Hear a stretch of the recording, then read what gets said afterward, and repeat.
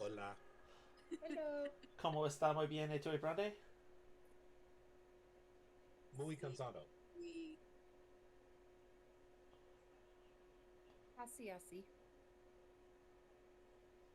Good. Awesome. I got the audio working correctly the first time this time. Oh my god, are we working? Yeah, I know. It's working on the first time. It's almost like I figured it out after like the sixth try or whatever, you know? You guys, I sound like Roger Rabbit for some reason. All right, guys. Last time on our adventure with D&D, we were down a player, but we have found a new one, and now we're down another one. Chase has some things he's dealing with tonight. Kristen will be playing the role of, her rogue, and Siva the Lizard Queen. And Kristen, just for curious, could you give us a Siva impression? Give us a line. Things were created by the shadow government. He says weird shit all the time. Why did I think he was serious? That was the first thing that came to mind because you cannot tell me Siva is not one of the egg boys. Yeah. Also, I don't know if you guys have tried Circle. I love this shit. This is amazing. I haven't had a soda in weeks. It's good stuff. I had one of those, but I don't like it. You had one? Mm-hmm. Okay.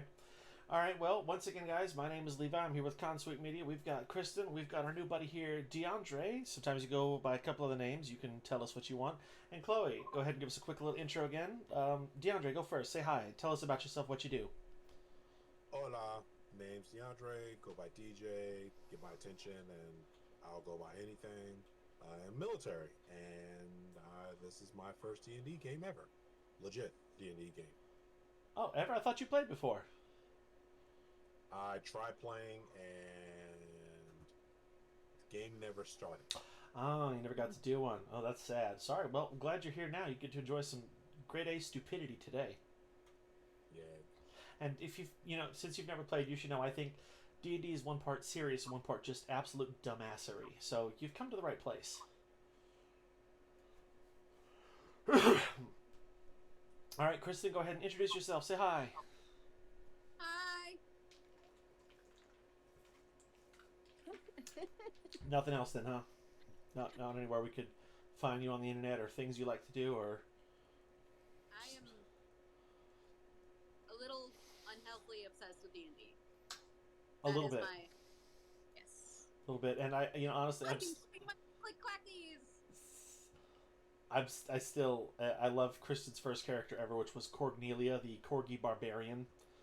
That is factual. Still one of my favorite characters I've ever witnessed in my life. And Chloe, not only should you introduce yourself, but why are you wearing bunny ears today? What's that about? I found a cursed ring that turns me into a bunny. A bunny girl specifically. You're like a cat girl, but it's bunny. These are my new shiny click clacks. Oh, shiny click Those clacks. are awesome. Like the nice bisexual colors on them.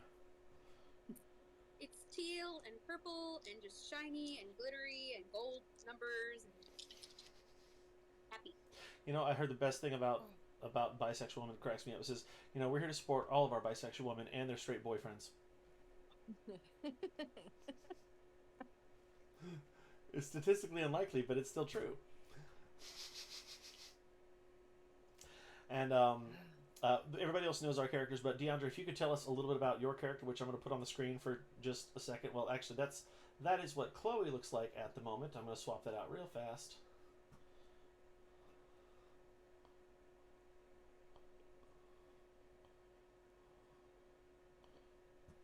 Boom, that's much better.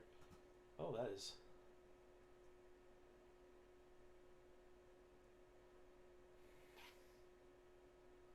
There we go. It's a little blurry, but it should pop up now. Oh, it is a little fuzzy there, but we'll try to make it work. Anyway, so yeah, DeAndre, if you can tell us a little bit about our character that we're playing with today. Okay. My character's name is Ashra. He is a blood hunter barbarian.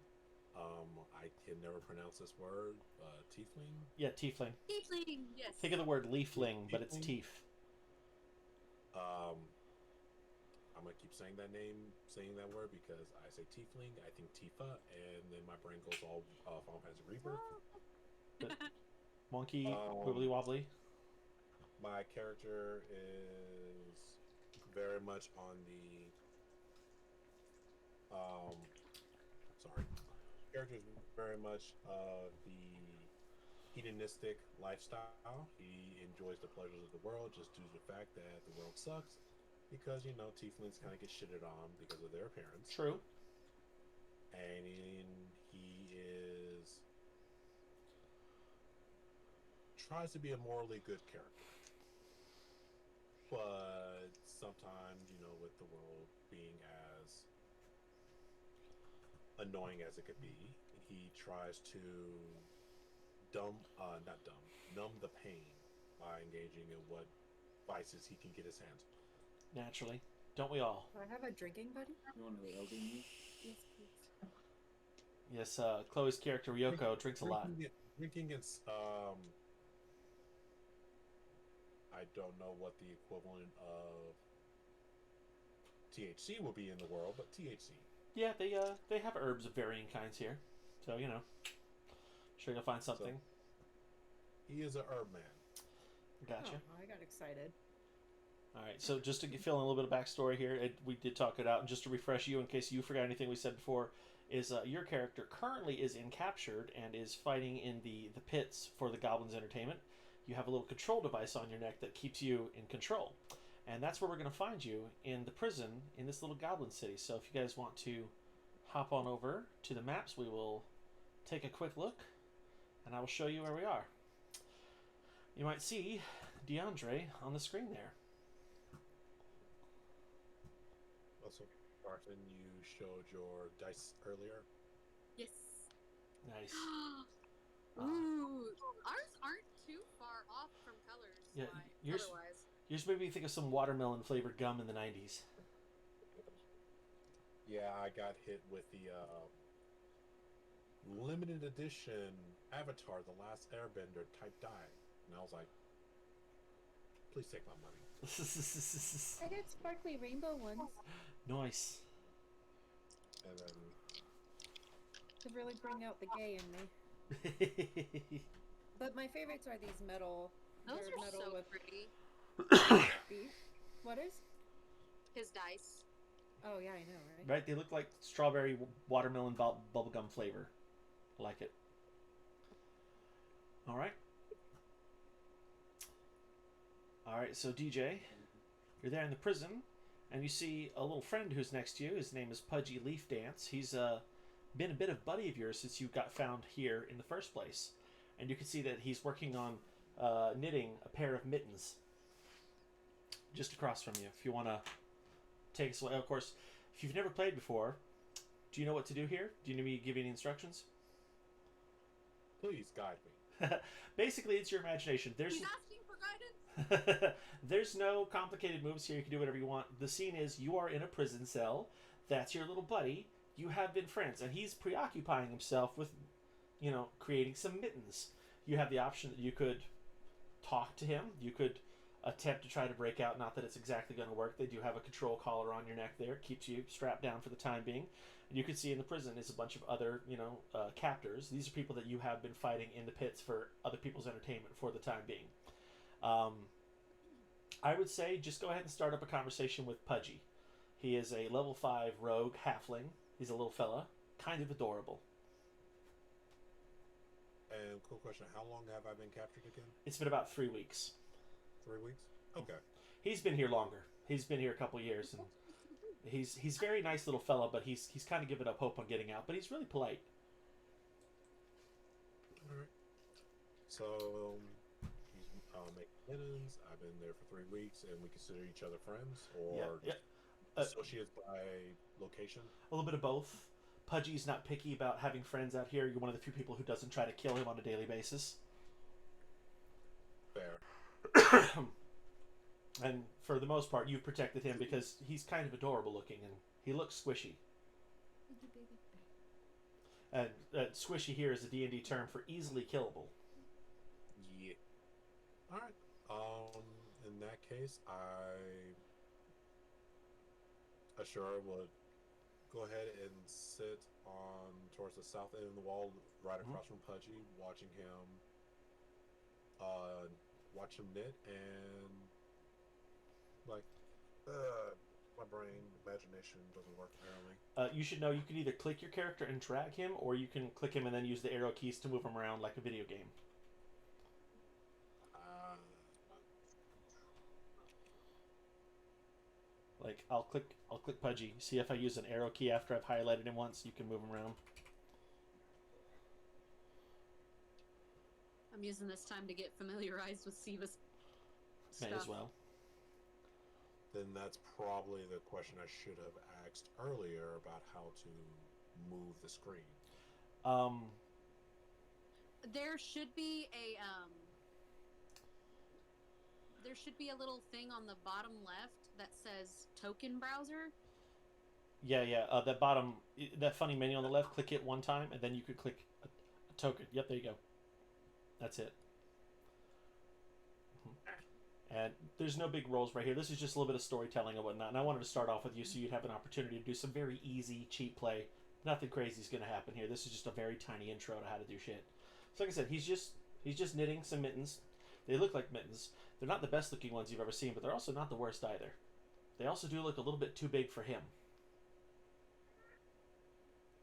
Okay. I'll. The character cocks his head sideways because he notices the mittens being too big and asks him, "What the hell you doing?" Oh, me? Well, sometimes it gets cold at night, and you need gloves. So I was working on a pair for you. It's almost done. Couple more minutes. And he just keeps going back to making mittens for you, apparently. On hearing that, Ashura kind of shakes his head and laughs and is like, "I really don't understand why people here want to kill you. Like, you're a good guy." He kind of breaks out in a little bit of a raucous laughter. He's like, we're in a dungeon where people fight to the death. I'm their favorite. He goes back to working on it. Yeah, but still, keep up that energy, and just focus on your stuff right now. I'll be out of here soon enough. Says, right, you and me both, buddy. That's the dream. Goes back to it, kind of shakes it off. Like I said, he's been here a while. He still keeps up that good energy, but most people have given up on escape at this point. Fair.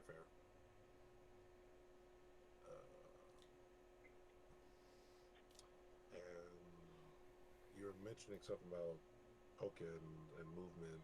Is that here on the Discord or? You can move just directly on that map there. Like I said, you can move yourself around. Now, don't go outside of the little doors there because we're restricting ourselves. For now, I haven't gotten it set up in that kind of way. But you do actually have that character sheet you worked on. And you can highlight stuff that way too. Or you could even draw on the map if you wanted to. Like, you could be like, what about this thing over here? Or whatever. And you can erase it.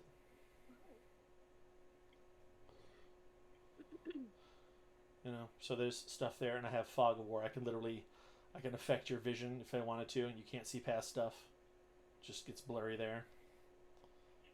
But that's a DM thing there. That's me. Which I've done before. Or I could cover all. Now you can't see anything. Boom. So little options there. And if you ever needed to worry about movement speed and whatnot, we have a ruler here. You'd be like, how far is that distance? Can I run that? And you can, figure out how far something is, your potential distance.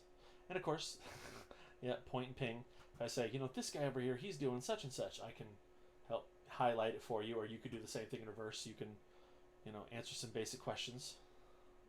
Oops. Okay. So,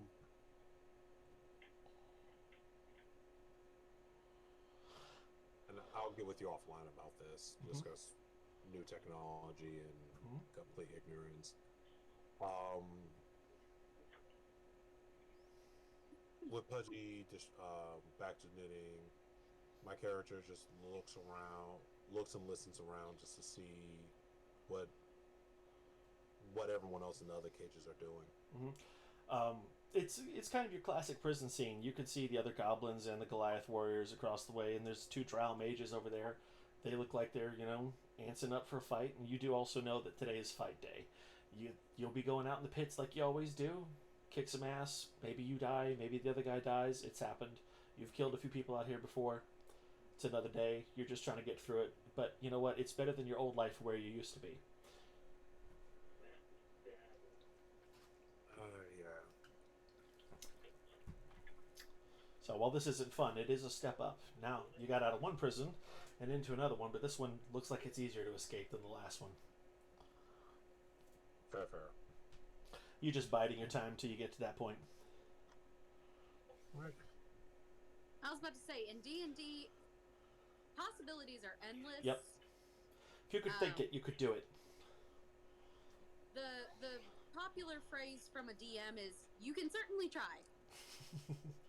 Yeah. And we'll break down movements and how to do stuff a little bit better. But you do have your character sheet up. Like I saw you do a roll earlier. Yeet. Good. That'll help. You see that game log at the bottom right? That'll tell you everybody else's other rolls when they do shit. You know.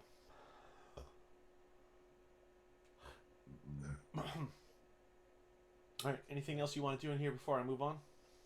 No, go ahead and move on. I'm gonna keep looking. Mm-hmm. Keep the eyes open. Side. I got you.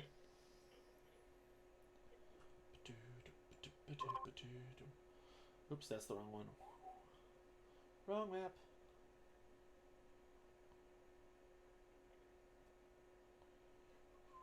There we go.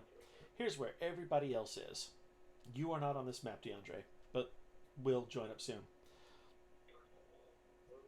Anyway, so as you guys might remember, we were having a little bit of a goblin concert here. Little buddy over in the corner was just playing his heart out as skillfully as he can.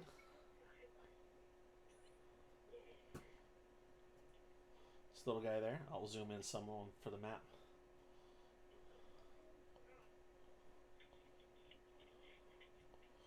And this is where we're basically a tavern. Ash Sunbane's been out there.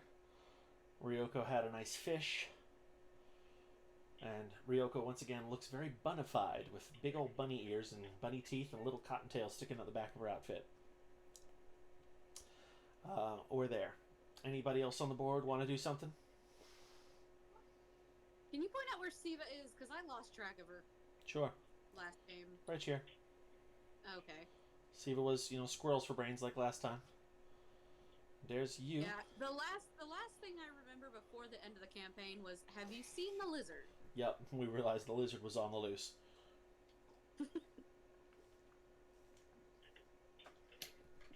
Oh, it's so good. Anyway, Chloe or Kristen, you want to do anything in character before we move to our next phase? This is your opportunity.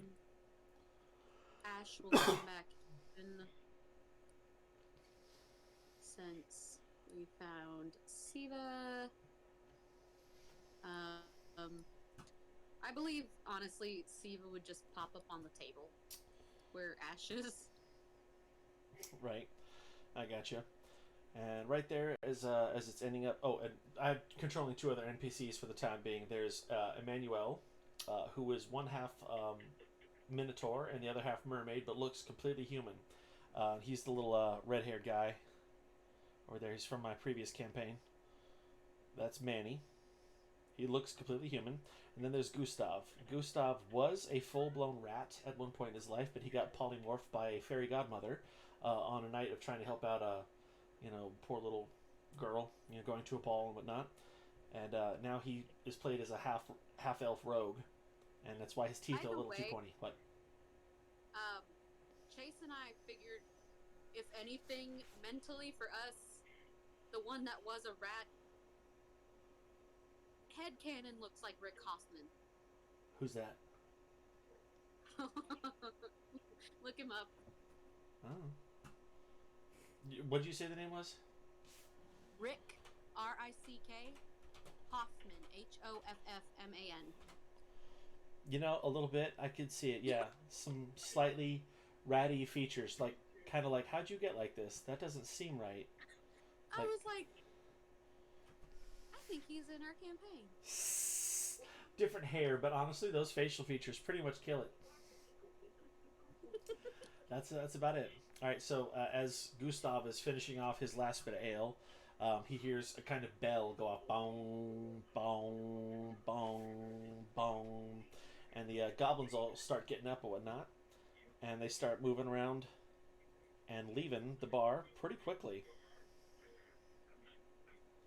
As this is happening, does anybody want to say anything or ask any questions? We're Don't- supposed to get ready to meet the goblin boss, right? Sort of. You're kind of on the note there. Ash is gonna look over to Manny and go, What is going on? Should we be concerned?" He says, I was about to ask the same thing. And Gustav says, no, it's fighting time. They got a ring around here. There's a guy there we gotta go meet.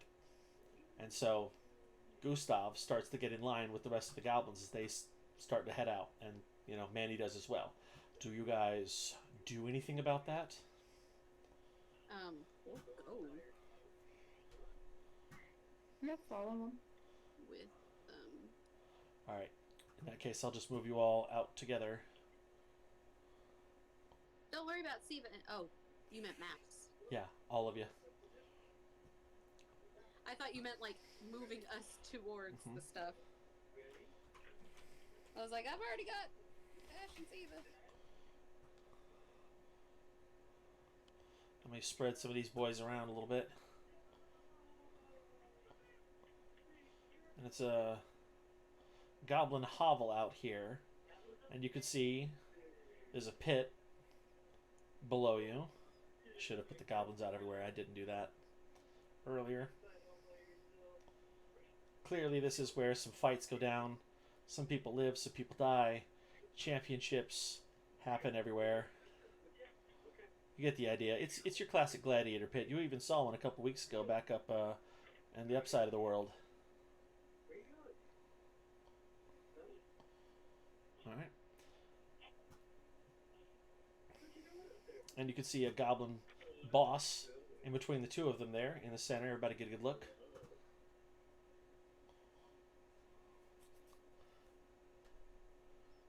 Everybody here? Can you hear me? Yes. Mhm. Alright. And you guys have all entered from the top of the map there with the rest of the goblins. And Manny ushers over to a corner and says, hey, this way.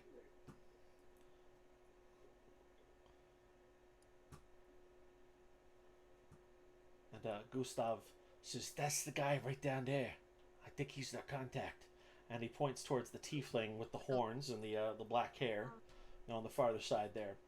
And at this point, Goblin in the center grabs some kind of a little homemade megaphone or whatnot, and he yells out, and he says, today we fight for glory. This is reigning champion, Asher Lingard, comes back to kill another. And the crowd roars uproariously, roar! Hoo, hoo, hoo, hoo, hoo. It's a classic, kind of gladiator situation there. And it says, tonight we have new challenger. I says, the Goliath will take on the champion. Rah! And he goes and runs off the field as quickly as he can.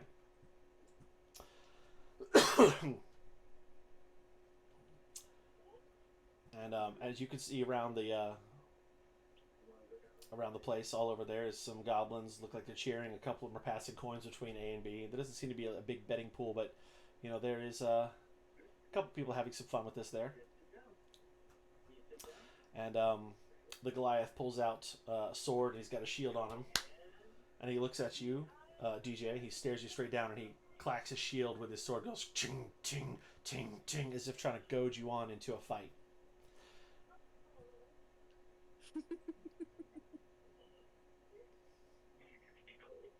I'm already in Steven's mindset of how to go about this. You guys do notice that both of the two fighters down there seem to have a collar on them with a little glowing light attached to it, and it is pinging. You can see it glowing a little bit, just blinking slowly. You just do take note of that. And so, as I said, the Goliath is smacking his shield while looking straight at you, DJ. as if to try to goad you into a fight. What do you do? You're banging your shield like you're trying to intimidate me, and you ain't doing shit. And he kind of shrugs his arm to the side. He goes, "You don't know nothing. You think you're a big man? I'll show you a big man." And he gears up and he starts lunging right at you. And he runs in for an attack. And hold on, let me get his character on my screen real fast. Well, it's loading slow. I thought we'd be there already. We're not. Right. Doo-ba-doo-ba-doo. There he is. I'm gonna have fun with Siva. Oh dear. I think anyone playing Siva would have fun with her. You know, this makes me want to make my own little version of Siva. Call her Evas.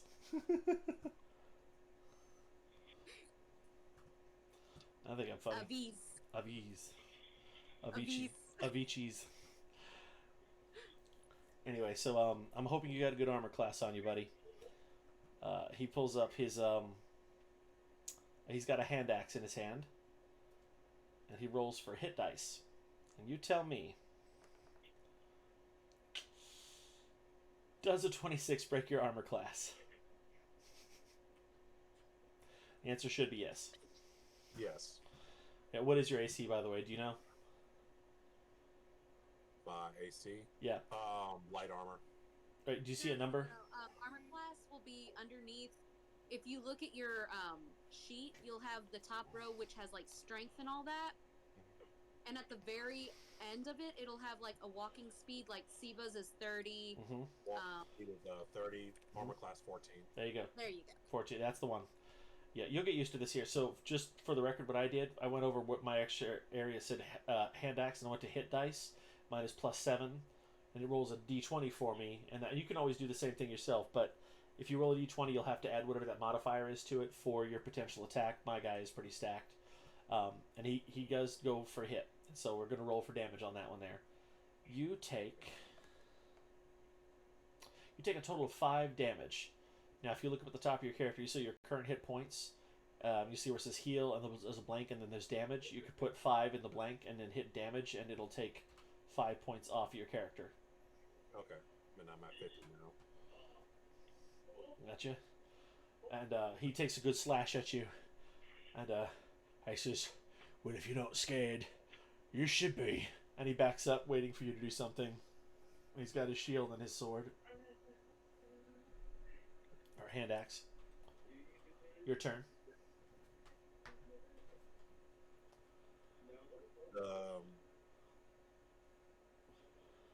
What's his name? The Goliaths attack. I cut to my left arm, but sorry. You're good. Take your time.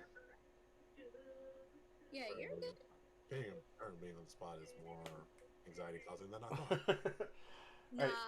So there's 3 basic. No, You're we're fine. good. I just didn't realize that until just this moment. Oh, it hit you. Alright, so there's 3 basic ways to go about this. You could choose to attack it with something physical. You've got a bunch of spells, I know that. I don't know what they are.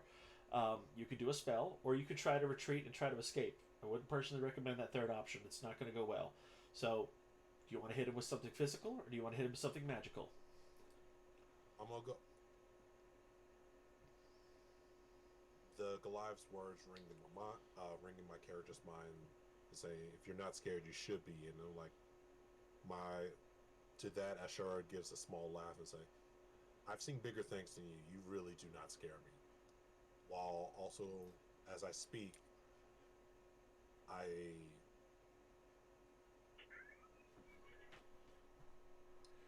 hue up my spell darkening. Say spell darkening. Second level darkness, Uh-huh. and cast it. Okay. Okay. As the spell activates, let's see. by aiming directly in front of the Goliath's eyes, so that everything within 15 feet of him, it dims down until it fades into black. Nice. Right, you've enveloped him in some darkness there. Doesn't appear to be any damage in there, but that's going to be hard for a guy to see as to what they're doing afterwards. Just then, in the far corner of the game, you see one particular goblin have kind of a makeshift megaphone himself, and he goes, "Oh, another darkening spell! He comes back with a classic! He can't see anything! What is he to do, folks?" And he appears to be some kind of a sports commentator. It's not really very good or whatever, but like he's trying his best and he's having fun with it. But the rest of the goblins seem to be into it as a bit of a routine. They like it.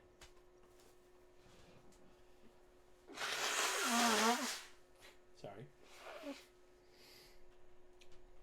All right. So, how many actions do you get? Or spells? That was actually my next question. How do I Yep. tell how many actions You get I one. get per So, turn?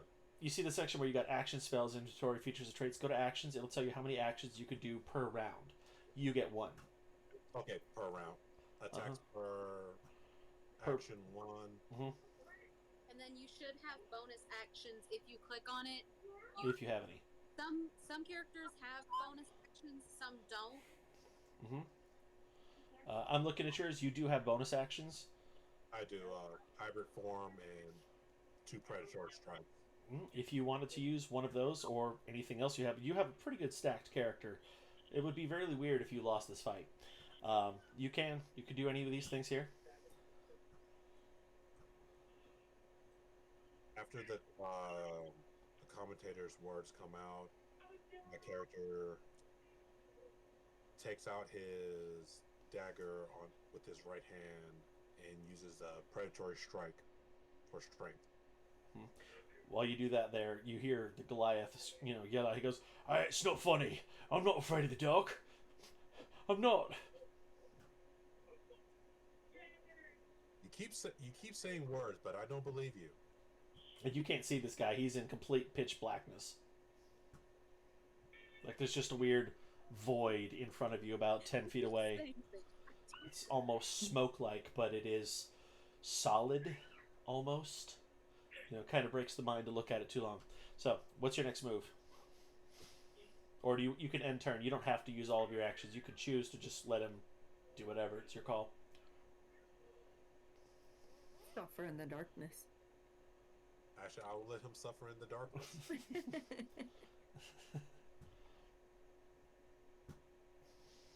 I'm gonna continue reading my shit.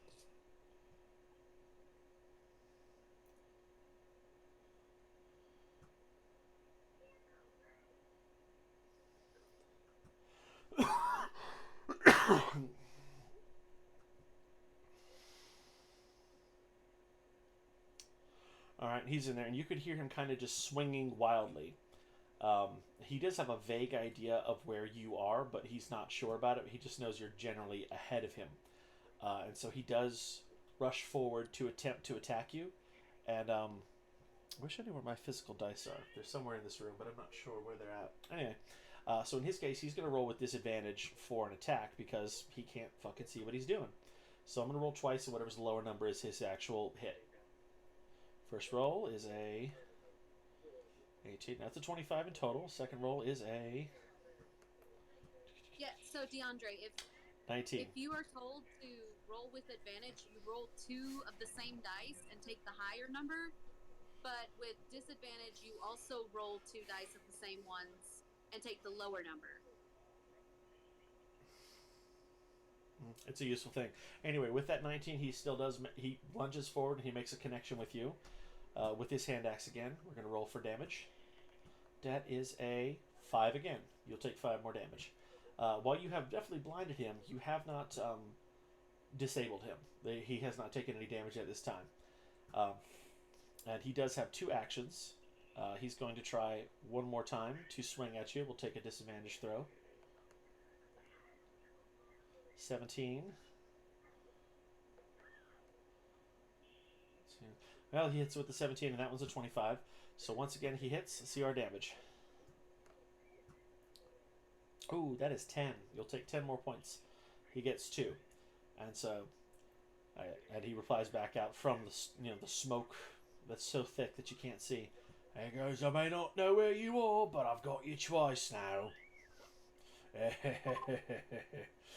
And he steps back and he shields himself. Not that you could see, but he holds it up ready for whatever you may try to do next.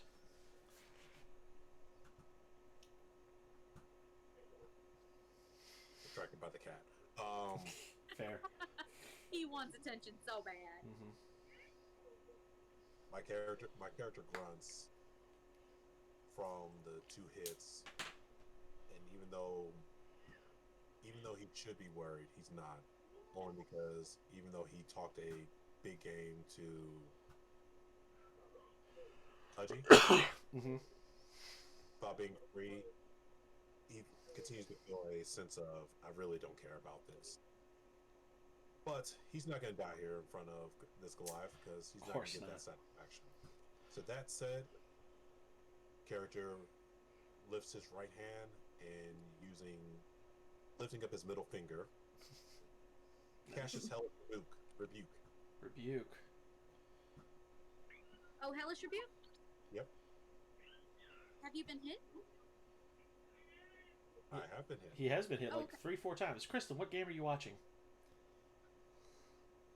I'm also distracted by the cat. That's fair. He's over here trying to...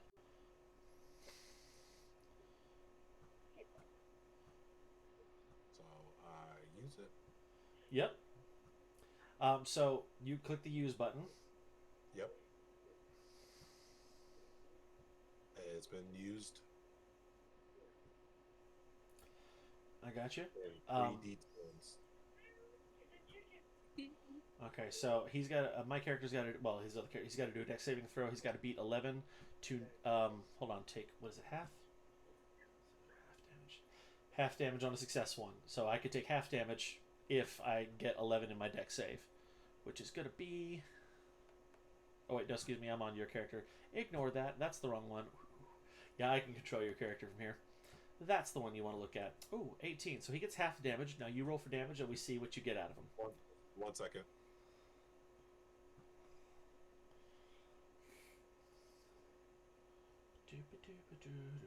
You can either physically roll 3d10s or you can click that button for a 3d10. I'm looking for the 3D dice.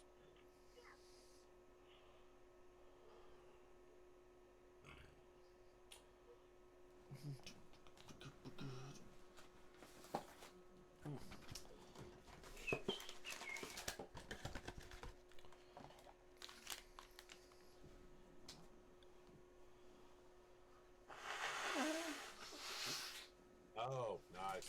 Sorry, I just found how to get into the map now. Oh, you've not been able to so far? No, I've been looking around this whole time. You gotta tell me you're missing stuff, dude. We'll get you there. Token value.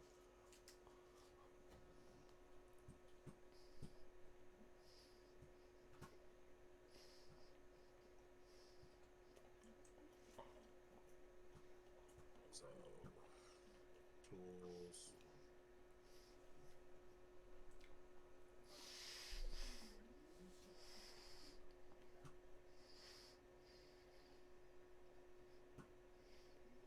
And I'm sorry, I'm trying to find the dice now. Talking about in D&D Beyond or your physical ones? I was looking in D&D Beyond. Oh, so don't worry about that. So you see where it said Hellish Rebuke? Look to the right, past Dex 11. It says 3d10. If you click that, it'll roll it for you automatically.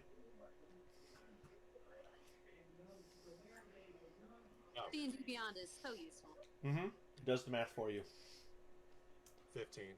I mean, she takes 7.5. We'll call it 8. Boom. He's down some damage there, and you can hear a horrifying scream come from inside of that darkness there. It's bad.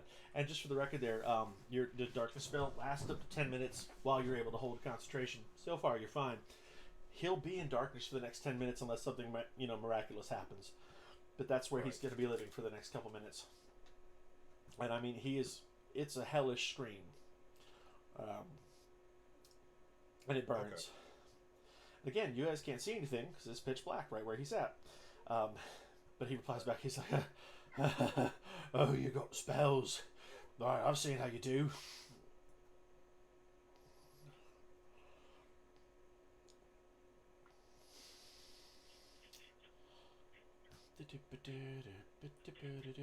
So my turn, or so you've done a spell. You could also do a bonus action if you wanted to. okay. I would say hit him hard. You wanna take some action at this point. Let's see, dexterity 12. Okay. With that, the smell of the Goliath's flesh continues burning from the hellish rebuke, and I believe I have a smart a firm idea of where he's located. With that, I move forward and hit him with the predatory strength. With your what now? The hybrid form predatory strike, Ah, which gave me a damage of 8 ooh. Well, you got to do hit dice first. hit dice. Yeah, for you it's the one that says +4 hit DC. Click that and it'll tell you if it breaks his armor class, which is, I believe, it's the same as yours. Yep, and I got a 24. It hits for his roll. Now what is the damage? The damage was 8. I got you. All right, then he takes that. And would you describe that for us? What does your predatory strike look like when you use it?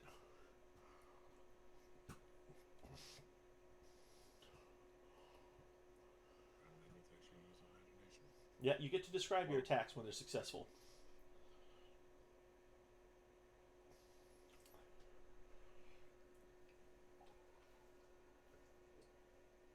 Dagger in right hand, move forward, and lunge towards.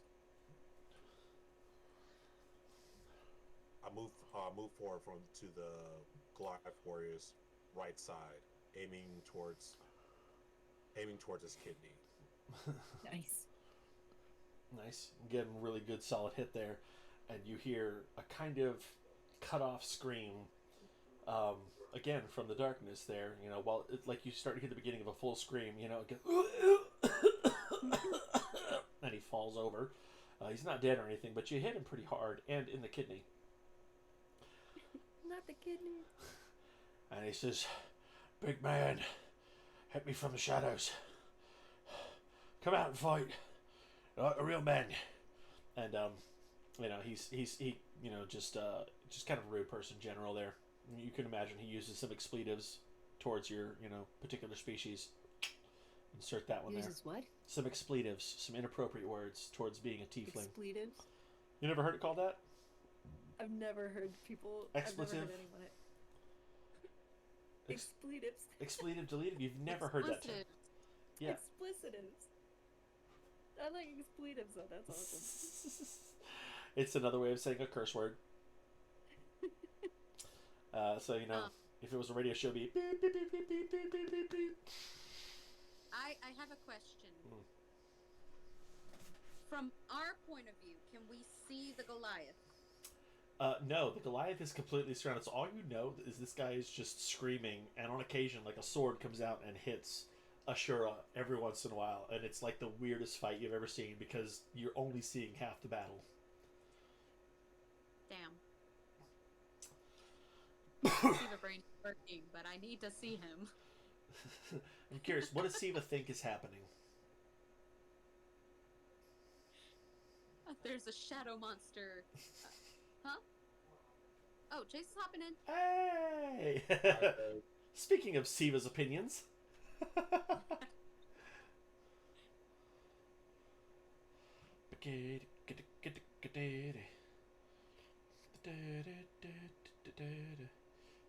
Quick question, Levi.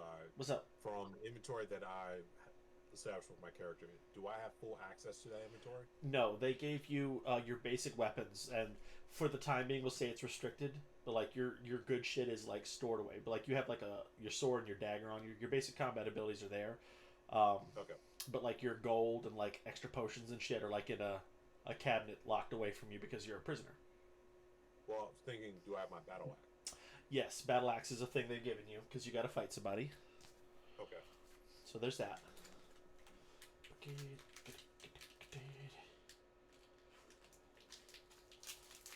How's old Chance Lawson, attorney at law, doing? He's pulling it up. He had to turn on his computer. In the interim, I am in a group chat with some of my coworkers, and I think one of them's child got hold of their phone. Oh no. Dear. Like keyboard smashing random emotions. Ah, so it looks like the script of Twilight. Kyla somehow figured out how to not only record but also post a video on TikTok, so it was just her forehead for like 2 minutes. My I had to go take a minute for Dante. my Yeah, if I tried to sound it out, then the next one is, and then blue heart, smiley emoji, pink heart, blue heart, and then the next one is a heart with a dot underneath it, a red heart, and a smiley face. I love kids. I was like, why are we texting in the group chat right now? It's time for break. And she obviously has something important to say. Obvious. mm-hmm. Right. I'll be right back. I gotta go say goodnight to Dante. Go ahead. Oh, go tell him good night. I don't think he can hear you anymore. Yeah, I realize that. We are meeting DeAndre's tiefling. Really? Yes. Well, we're not so much meeting him right now as we are watching him fight. Fight. Are we allowed to like? Intervene? Yeah, like, are we allowed to be a part of this at all? Or is this more of like we're just watching? You are watching. Well, you do have the ability to do that. I would not personally recommend it. Like Gustav would stop Siva you. was gonna intervene, but she can't see the guy. So something's up where I can't pull up the tablet. Oh fuck! Hold on. Oh wait, are you on mine? I've got your character sheet open. Oh, might that be explains it. Try it now. Well, at least we know there can't be two Sivas at once in the world. I don't know how we would handle that. That'd be awful.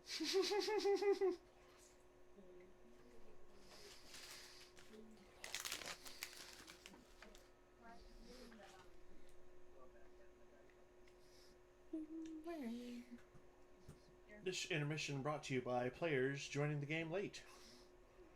This intermission brought by Pinworm. I have it stuck in my head so bad, man. I don't bite my nails because my mom told me if I did, I'd get pinworms. Like, why did she have to sing song that one spot? Because now I'll be doing something random and I'm just like, in my head, I'm just like, pinworms.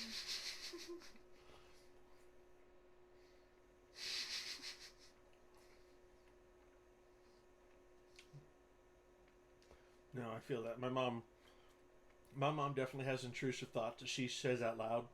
They're not good thoughts. Mine aren't either. Oh, I did bring it up in therapy though, and that actually went pretty well. That's It's giving me like coping mechanisms. So like when those like really really awful, terrible, intrusive thoughts pop in, I can like find a way to combat them, which is pretty cool. that's dope. Because there was one, like, for example, like, I was holding my daughter's hand, and, like, because my brain hates me, and I think it just wants me to be depressed, it was like, it's gonna be really sad when you can't hold her hand anymore, and I was like, why would I think that? That's terrible. What an unjustifiable thought. There's no reason that would ever be true. Oh, yeah, that's, like, 90% of my thoughts. That's why I think, like, everybody hates me at all times, because my brain tells me they do, but then, like, my therapist was like, oh, well, just think of it this way, like, yeah, it's sad, but it'll be sad that you can't hold them anymore because she's gonna get older and her hand's gonna be too big and she's not gonna want you to hold her hand. And I was like, that's genius. Well, as Chase long is as it works. signing out and then signing back in Mm. because he keeps getting some sort of error that says like our steps are out of sync due to auto's unresistible dance and blah blah blah. Keep What? refreshing and like it's just not letting him launch the game. That's weird. Is that a carrot?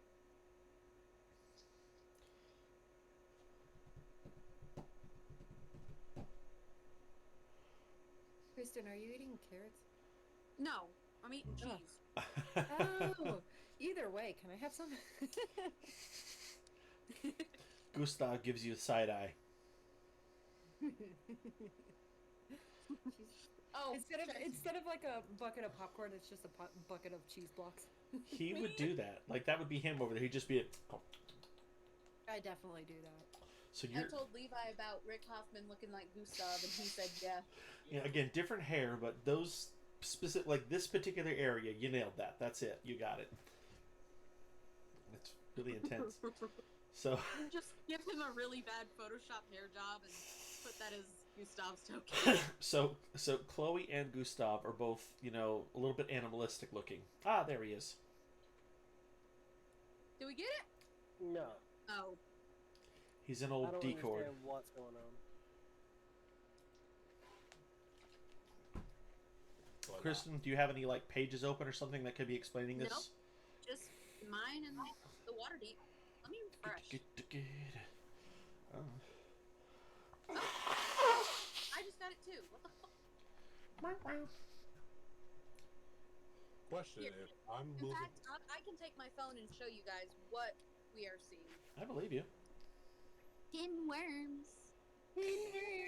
Why That's would the only one. why? Like why would you do that? Yeah, what's wrong? You guys. This is Yeah, what Chris we're sent you the seeing. pinworms. Yeah, she comes up and she goes, pinworm. What's up with pinworms? I'm not the only one. There's this girl on TikTok that she enunciated a specific word so weirdly. Like she was like somebody in her comments. Yeah, somebody in her comments had asked her like, "Do you bite your nails?" And she was responding to that with a video, and she was like, "No, I don't bite my nails because my mom told me if I did, I would get pinworm." Yeah, actually, Chloe, refresh. No, don't refresh. Don't refresh. Don't refresh. Don't refresh. Don't refresh. Don't do it. Don't do it. Okay, I'm on. Just wanted to stop you. So I'm seeing I loaded a new tab. That problem is happening, and like we still are able to play, those of us who are in. But if you refresh, you'll be out. Apparently, they're having something wrong with their server across like this port. and now I should ask a question about that, Levi, because it's supposed to be in real time, right? Basically, yeah. I mean, other than Because I've moved my character token a little bit on my tab, and he has not moved at all on yours. well, he's moved on mine. Weirdly enough, hold on. Well, let me see if I can move my guy. Nah. Yeah, I can move my guy. Oh. Am I in? Am I in Yeah, the just- arena with him? Yeah, just Yeah, well, to- No, thank you On today. here, though, on the live, on the actual stream, he's not moving. He's moving for me. I can see your character move. yeah. Okay. Like it does take a Because I second was to catch like, up. maybe, I wonder if it's like an issue on our end. No, I think it's but- D&D Beyond. I think they're having a problem. So if you're in, don't refresh. You'll lose it. It'll be gone. Let me go to the down thing, like Server down check. see if it- But anyway, I'm back. The child has been visited. I'm just gonna pull up the stream Yeah, I guess. so I can see what the map Oh, looks that's a like. good idea. Nice problem solving, Chase. It's saying users report no current problems. Contact support. I'm trying to see if I can message them. What's going on, guys? The last time there was an issue was March 23rd at like 2 days ago. 7 p.m. But it was like 2 people. No, 3 people. Well, we're gonna do a little tech support live.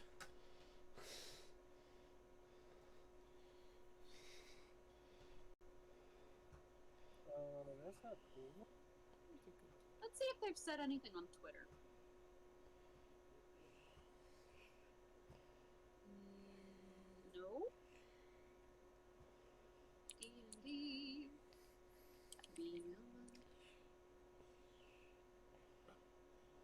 I'm ready to go when you are. Yeah. Hopefully, this will take just a second here to figure out what to do here. Nobody's even tweeting about it. Yeah. I'm wondering if it's just a you guys problem. Well, I wonder if it's a you guys problem. Yeah, it's a you guys problem. I mean, it's obviously a you problem. yeah, y'all are the I problem. mean, it's not our Wi-Fi. Our Wi-Fi's doing fine tonight. Also, Yeah. someone has some pretty bad reverb. I don't know who it is. It's but Kristen. I don't think it's Kristen because it's been happening all game, like before she popped on. Oh, I didn't notice it. I turned mine down. I don't think it's you, Kristen. This is still happening. No, it's not anymore. It might be me then. Oh yeah, you don't have headphones on, so that's possible. Yeah, like I could hear myself. Yeah. Talk.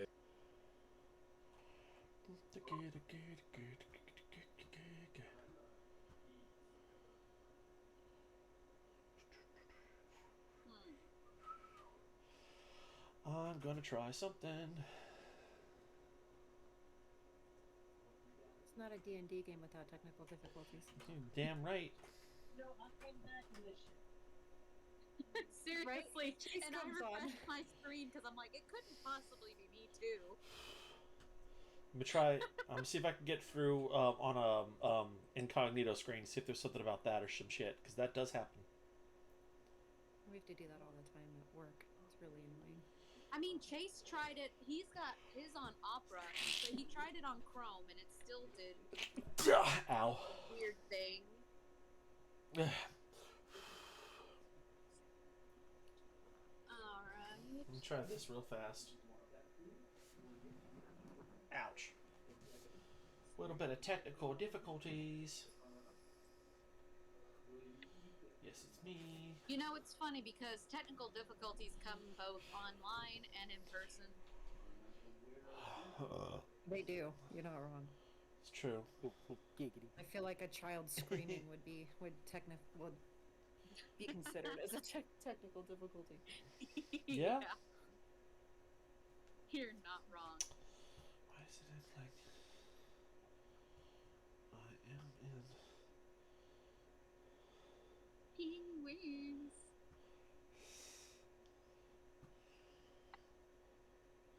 And see if this does it.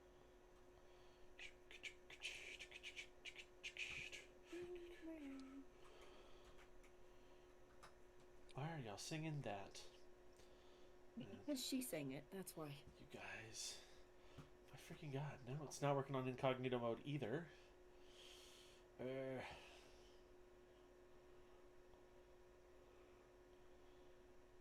Turn off all extensions, maybe.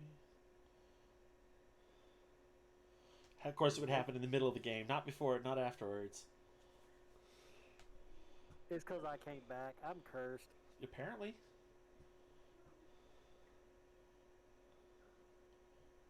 Hey, Bobby. You know, it's also partially on me because, you know, you could have just pulled up Siva's thing and we could have used my screen to play, but my brain went, couldn't possibly happen on mine too. Well, I think the best thing. God, can you? God. So, it's still working Wait, technically. when you tried it on It didn't do when you anything tried different. it on incognito, did you get the same thing that I showed you? Yeah, I got the same result on there, so I know it's not that. Has anybody contacted support yet? I tried to. There's a whole page about this happened to people that it's like, oh, if you have VTT active, and you know I don't now, and I refreshed that. I just got kicked out of it. Ah, God. Does that mean I'm gonna get kicked out in a second now too? I haven't been. Pinworms. We can blame it on pinworms. All right, well, let's do our best to see how far we can get. If you guys will go to, well, just look at the Discord screen. I'll move people's characters accordingly as best we can. We'll just go from there. I'm still good on mine, so I Yeah. can help you with that, Levi. Just roll your characters, and I'll move accordingly.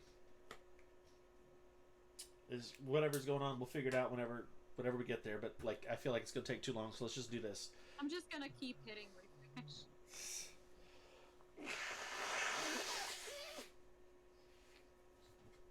All right. So, where were we? We were asking if I we just, could I intervene. just hit him in the kidney. In the kidney. Yep. No, not my kidneys. Oh. Or fish steak.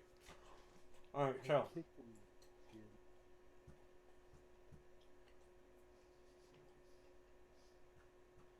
so he's there. He took some damage. He's screaming, and he's going to try to pull himself together because now it's his turn, and he's going to go for his old trusty, rusty hand axe. He rolls for his dice. It's an 11. It does not hit you. And you see, and this is going to sound really impressive, you see a battle axe swing out from the smoke, and it just goes right by your face as you, like, slow-mo watch it pass right in front of you. Bullet time. And it just fails to make connection with you. But he gets a second one. And he goes right for it immediately. That answer to that is going to be a... He misses 2 times in a row. Man, you look badass. Like, just from this smoky cloud is a battle axe. It just goes... And you dodge it both times. You just... You know, get some of that Hans Zimmer, like, brrr sound going on as it passes you. And he sounds like he's really pissed at this point, and he just screams, ah! He's gearing up for a bigger attack, but he's out of actions, and now it's your turn.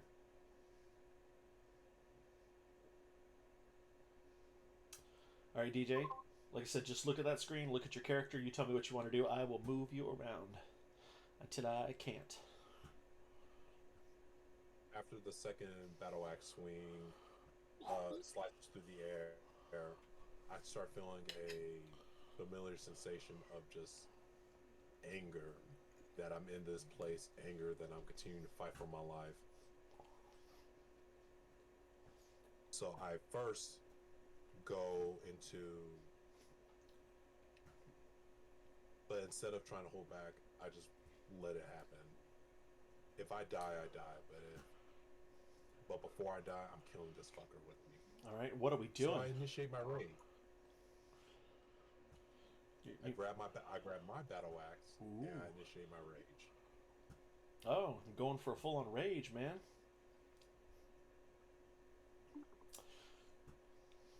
All right, as you know, as a bonus action, enter rage for up to 1 minute, 10 rounds. You gain advantage on strength checks and saving throws, not attacks, +2. Melee damage with strength weapons, resistance to bludgeoning, piercing, slashing damage. You can't cast or concentrate on spells while raging. Your rage ends early if you are knocked unconscious or if your turn ends and you haven't attacked a hostile creature since your last turn or taken damage since then. You can also end your rage as a bonus action. All right. And then with that, All right, what you rolling?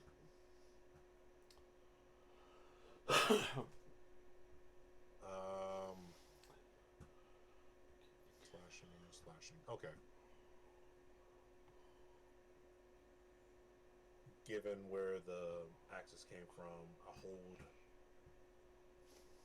I bring my axe, both hands gripping the hilt. I swing down in a vertical fashion, not vertical, diagonal cut. Make an X. Yep, just traditional axe.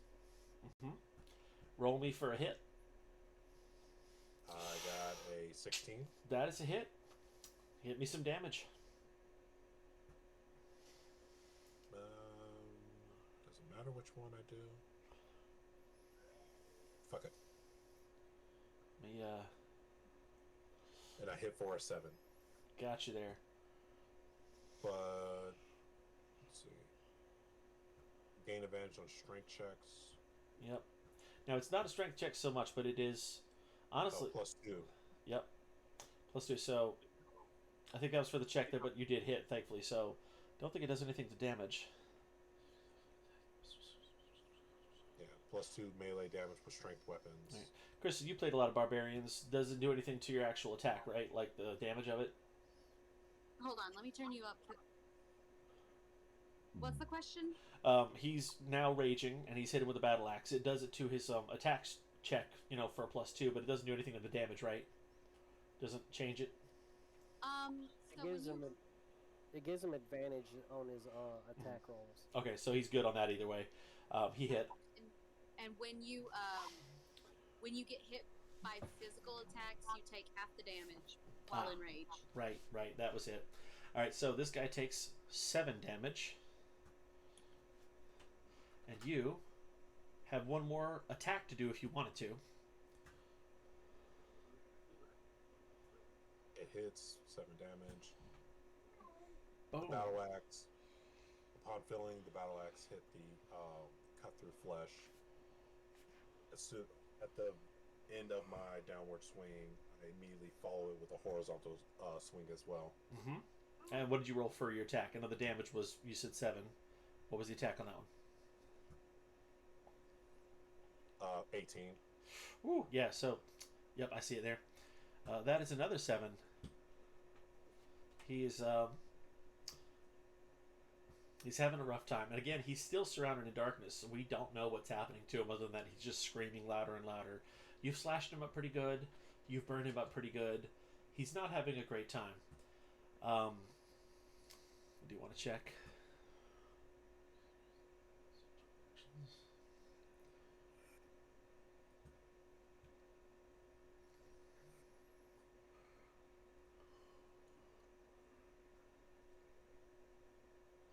All right, and I believe that does end your turn there. He's Yes. pissed. He's not having a good time, and he's mad about this. And he starts to lunge towards the direction of where the slashes were coming from, and he rolls to hit. It's a 16. He just does barely catch you there. But again, he's in the dark, so I'm going to roll for disadvantage on him there. Second roll is a 12. He does not hit again. That is his first swing. He misses. He looks like he's gone into a rage, but he's not. And he should, honestly. Be a smart move. He's just mad. Second is 13. He misses again. This is embarrassing. It just, like, almost a childish, like, he's swinging wildly at you. Which ends his turn. It's back to you. And I have about 9 more minutes, or He's in 9 absolute more darkness. rounds of rage. Yep, basically. Okay.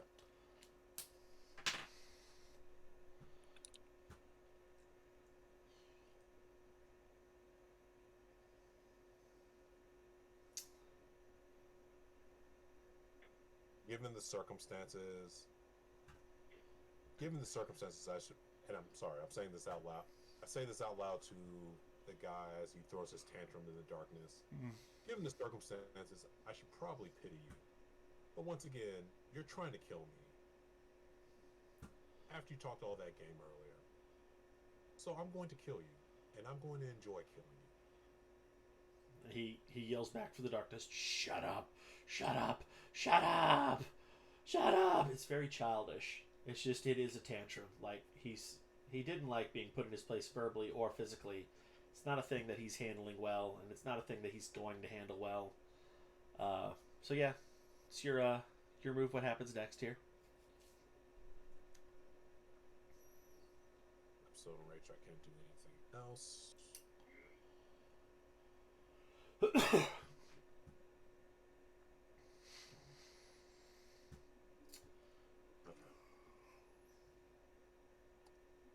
Taking battle axe once again. Mhm.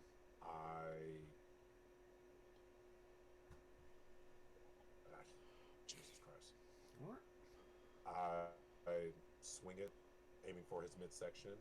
Mhm. So aiming for his right side where I hit it earlier with the dagger strike. Uh-huh. And I got an 8 that time. For attack roll. Yeah. Okay. That time you missed. Nothing. Feeling no. Well, Sorry. well, actually, you have advantage on that because you are raging. So roll again. I forgot. An 8. Still 8 again. All right. Yeah. You missed on both of those there.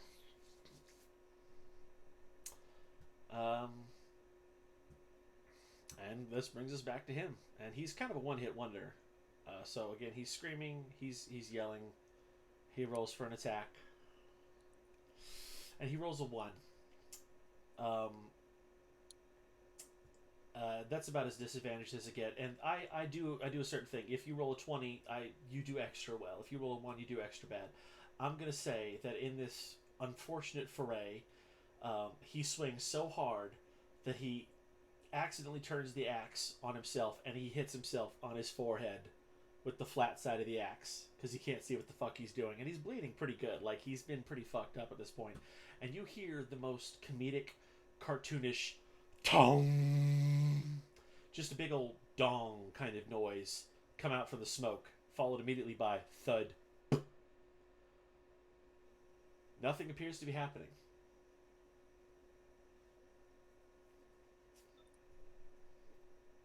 You alive in there?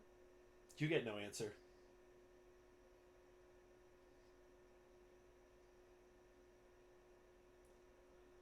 I mean, I understand you said you're not afraid of the dark, but you don't need to be rude and knock yourself unconscious, my friend.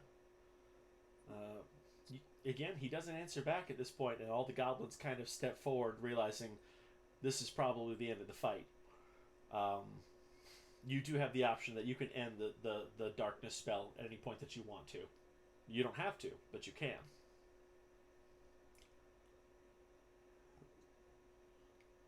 Given that he has not answered with both provocations, I end the darkness spell just to get an assessment of the land.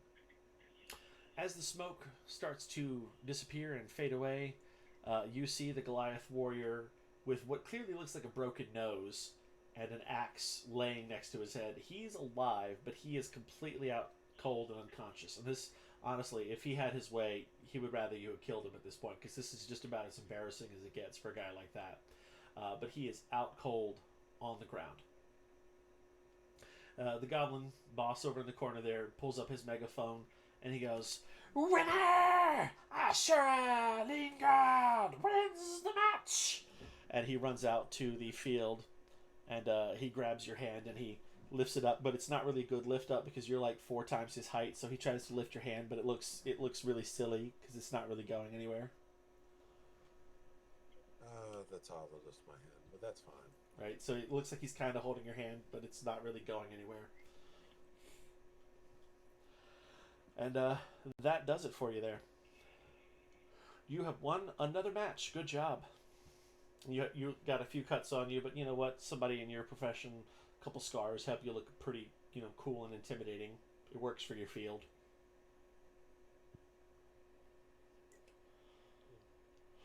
And at that point there, the crowd is cheering, and people are, the goblins are, changing money over for those who won and lost their bets back and forth or whatnot. Another guy's like, "Told you he's gonna win. He always wins. He's good." The other one says, You did not say that. You lie. Stupid. And, you'd hear them kind of bantering back and forth and muttering about stuff, about what's going on there. But yeah, that pretty much ends your fight. And at this point, you're being led back towards the gate that you came in from beforehand on the previous game. And you head out off the map at this point. Goblin Boss says, "Fights every Tuesday, 7 o'clock. Come see us, folks." And he walks off the field. The goblins are just kind of intermingling and having a good time there. And that is that round. Anybody want to say anything or do anything at this point? I look over to the group. It's like my thumbs up and my cheeky smile saying, Guys, we should get him in our group. If you cannot tell, Chase has finally taken control of Siva. Oh, did he get it? No, I didn't see that. Is it working now or whatever? Yes. It's pulling up on our end. I think you're right. Yes, it's over. God, that was annoying. It really was. God, that was concerning, man. Yourself, do not refresh. Yeah, when you said, I'll just try refreshing, I was like, no. Reminded me of my work. People are like, let me tell you my PIN number to my card. No. You can't do that. We got it! Woo! Okay, so now if people want to try to refresh, who haven't been able to get in, go ahead. Nobody else refresh. I don't want to risk ruining things or something. Yep, Siva's going nuts over there in the corner. Just lizard running around, skittering feet all over the place. Welcome, Siva. Can we get a thought from Siva about what Siva thought of the fight? That was super cool. He also. Oh man. We gotta get him in our party. Gustav says, "Well, I'm glad you feel that way, because I believe that's our guy. That's our guy. That's the guy. We got to get him out of here. Did you not That know guy? the guy that won the fight? Yeah."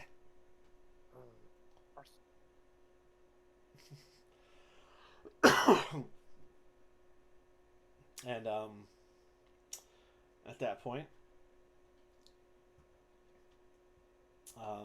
anybody else want to do some dialogue or commentary here? Any other thoughts? Is it Gustav or Manny that's the brain of us? For the goal, what you're doing there, it is Gustav. Manny's just long as muscle. Oh no, it's totally Siva. You're right.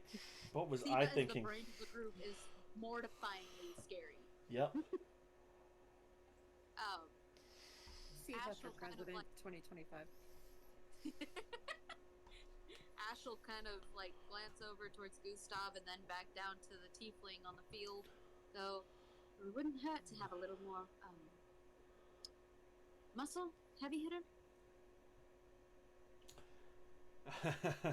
And Gustav looks at you and, lifts up his very small arm and goes, "What? Not enough for you?"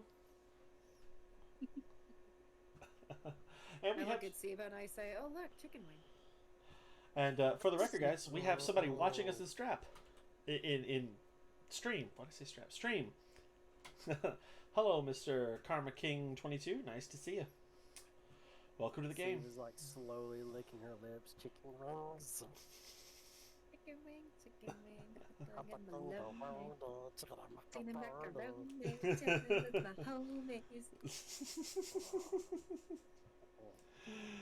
Oh man. All right. I look at Gustav and I say, "So if I heard you correctly, we have to like bust him out, right?" Yeah, but shh. He kind of like shushes you. He says, "Yeah, but nobody needs to know that around here, okay? Keep your mouth shut." I scream it louder. No, I'm just Punches you in the throat. Shut the fuck up! Not Chloe.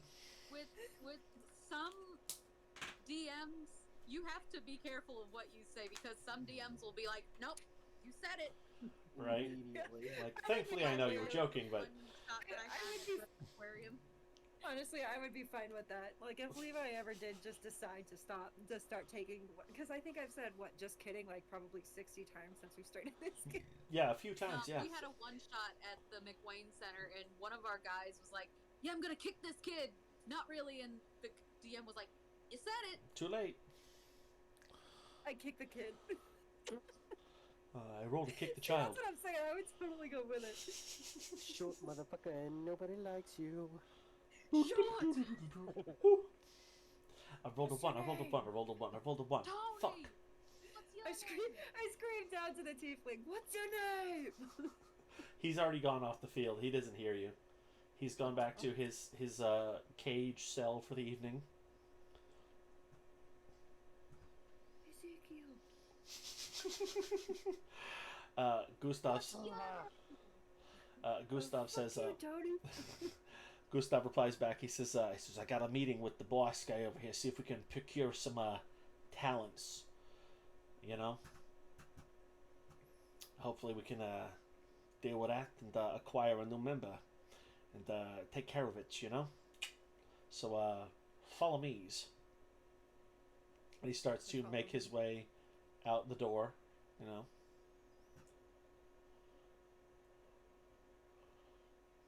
Will anyone else be joining Gustav? Yeah, Yes. save this called a barrel. Cool. Shoomp. So there's a sort of area here. Okay, what's a drow? Oh, a dark a elf. drow is a dark elf. Okay. They are some of the most fun characters to play, but also, oof. You think playing a tiefling is bad?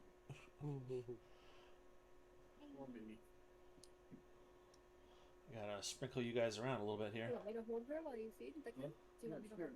Hey, you want to go see Come here, Bean. Come here, honey. Did I I get? played a drow cleric on Baldur's Gate, and I'm like, oh god. Are you running around with a knife? Oh man, don't kill me. Is the bean running around with a knife? She does. She has a knife. Look Why at that knife. Oh, does she have a knife? it's a fake knife. It's a wooden knife. But she takes after her mom. Feels like could be a problem. She'll shank your ass. She will. She elbowed me right in the eye last night, and I'm pretty sure there's a bruise. Your child is Oh, is so that funny? violent. Laugh and stab. She is. She's laughing. Listen to her. Let's see. There we go. Laughing. We'll get our views of cute children. She's laughing and stab. She is. She laughs. She actually does feel genuinely bad if she accidentally hurts you. That's good. You didn't But have a most of the time, psychopath. yeah, but if you pretend to be hurt, she'll laugh. Ah, most children do. I gotcha. Except for my family, they have no idea. All right. That was a fun, touching, cute moment. Back to the story. All right, so you guys have followed Gustav down to what seems to be some kind of evening chambers where some people sleep. And maybe a little bit of planning happens here. So, again, it's still kind of a goblin city. You've seen a few drow around here and there or whatnot. Word of advice, I wouldn't pick a fight. There's a lot of them here. And a lot more will come out of the walls. They're like ants. They just show up real fast.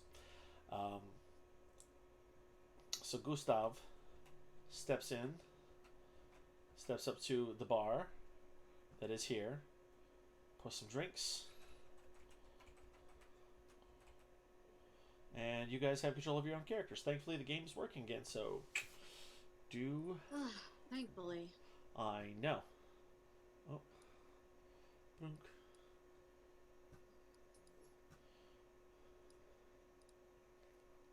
As I mentioned, goblins everywhere.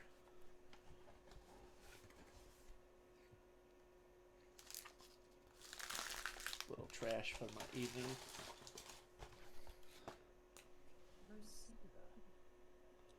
Up top. Yep, see, it was up there. Okay. You're a short motherfucker. Okay, I see. I literally had that stuck in my head just now.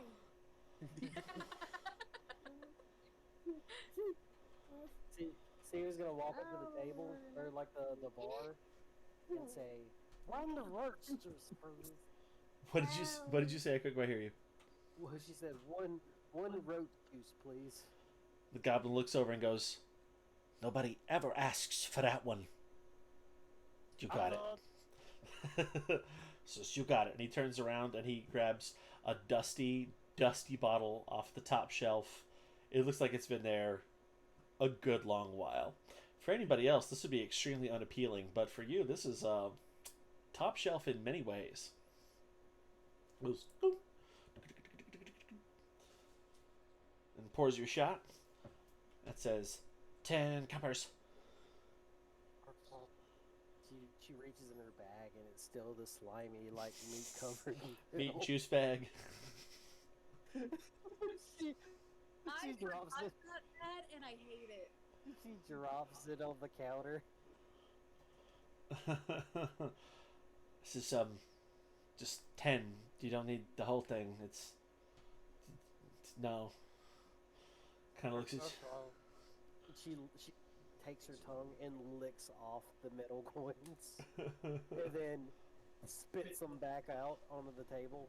Also, your camera doesn't seem to be on, buddy. Do what? Your camera's not on. Just didn't know if you knew. Okay. She said, she spits them back out on the table. She said, "Thought shut her tongue." She's got 2 stuck in the back of her mouth after she counted them with her tongue. Sure enough, there appears to be 10. There we go. It's a blurry chase. There we go. Good old Chance Lawson, attorney at law.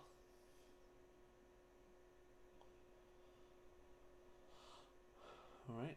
Anybody else want to take a turn at saying something or doing something important? What do you think, Bean? What should we do? Should we get a drink? Yeah. We're gonna get a drink. We're gonna have more of that mud milk from. Mud milk. I hate how adorable she is. Oh my god. It's cute. It's cute, She's cute until you have to deal with her every day. right? I love my daughter, but she is a tornado, an E5 tornado. Right. People are like, "Oh, kids are so cute," and then, you know, then they have to deal with them. Like, "Oh no." Oh, she's tooting in my lap as we're talking. I believe it. I I believe can it. just feel little. Adorable. Yeah. You can't have mommy's drink. That's mommy's. Not this Big gold time. Juice. I gotcha. So, are you officially talking to the bartender about a Mutter's milk? Yeah. Mutter's Mud milk. I'm gonna Yep. call it mud milk. And he looks at you and goes, he says, "You sure? Strong stuff?" Bro, I've already had like 10. What's another 2? And he looks at you kind of like, okay. And he pours you My ear another flicks a little. You said 2, so he pours you 2 shots. And he goes, 20 coppers. It's like 20 coppers. Pring. And do deduct that from your inventory, as well as you, Chase. I should have said that earlier. Yes, I did that earlier. Cool. Yeah, let me do that. Spending some monies, which DeAndre, if we have to, will explain that as well to you. It's all part of the game. Most of it's role play. And Gustav also orders a Mutter's milk, and he pays his accordingly. And he leans in, and he sees the guy who was doing the announcing earlier and whatnot. And he says to the goblin, he says, "Hey, Slim, are you the gentleman that procures this joint?" And he says back to him, he says, "Yeah, that's me. I own this place. They fight, you drink, have good time." This is all right. I was curious about finding myself some mussels. You know that. What's that just there? Computer like glitched out on me. I don't know if you saw that. Anyway, he says, "What would it take to hire the services or maybe pay the tab of a fellow you got fighting for you? You know, it's obviously I wouldn't take him off your hands for free. You know, prices come with things and such, but you know, everything does have a price." And he says, "Oh yeah, things have lots of prices. Mostly can't sell because he has secret. Won't tell. He tell secret, he go for free, but he not tell secret." And he says, "Oh really? What's the secret?" He says, "Can't tell. A secret? Can't tell you. Can't go." And he seems to have closed the conversation with that. And DeAndre, your computer's flashing like crazy right now. I don't know. Yeah, it looks like he's like summoning something. Like he's like doing a spell. It's like just red flashes and he's got this really intense stare. Like, I think he's having an off-screen conversation there. My bad. about to call Dean Winchester. Sam! Dean! You know the best drinking game in the world? Drink every time they scream each other's name like that? Yep. You'll be dead by the first episode. We did. We played that game. We got fucking wasted by the first episode. That makes perfect sense, yeah. Dean! Good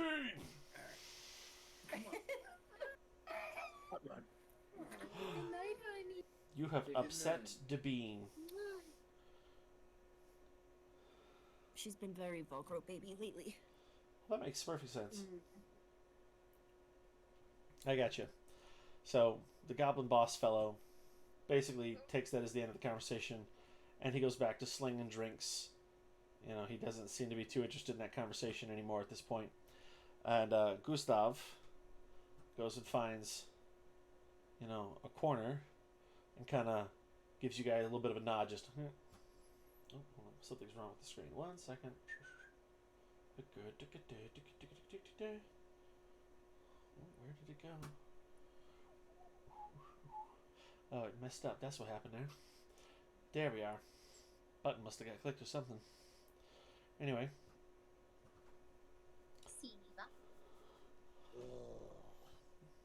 So he again he makes kind of an eyeball, you know, like this way, you know, as in like the party should join him over there. And Manny kind of sidles up to the other chair and whatnot. He's on the wall over here behind you. Of course she is. Where else? Where else would it be? You know, that makes perfect sense. And Chloe, what does your character do?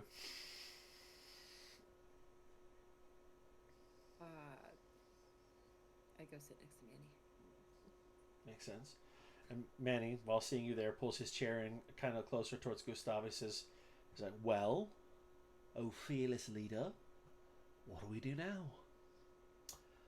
And Gustav says back to him, he says, well, rumor is the guy that you saw fighting earlier, he was something to do with the Underdark, where the big guy's at. So we got to get a hold of him. And we may have to do some slick thinkings about getting him out of here. If we can't buy him outright, because I got a few coins, I could do that. You know. But we'll have to work on it. So, got any ideas, guys? What are those little fancy necklace thingies? Oh, I asked Gustav. That's you've never seen a control collar? Bless your heart. Were they able to be removed? With the right key, we'd have to get it from old Goblin-y boy. No doubt, I don't see it right now, but no doubt he carries the remote control on his poison somewhere. And if not on him, he keeps it somewhere where he feels is safe-like. But most likely it's probably on him. Do we know where... Do we know if they could be lockpicked? You can, but if you short the circuit, you will likely kill the subject. It's very dangerous. It can be done, but the risk is very high. What are the chances that I could charm the goblin boss? Are you talking to Gustav or Levi here? Levi. You could potentially Or charm. Gustav. But you got to pick one. Levi. Okay. You could potentially charm anybody. I'm not saying it's going to work. I'm not saying it's not going to work. Just know that you run the risk of opening up some very interesting plot lines if you try to charm that guy, especially looking the way that you do. However, if you use the charm spell and when it wears off, they know that they've been charmed. Mm-hmm. So I have a love potion. Pretty sure that also works the same with charm. They know after it wears off. They know Right? they would know what happened afterwards. They'd be like, "Holy fuck!" and then try to undo what's happened in the meantime there. But I have to Google the time frame of a love charm because I'm not sure about that. Yeah, Are you could talking you about the see how? filter of love that you gave Siva? Yeah. Okay.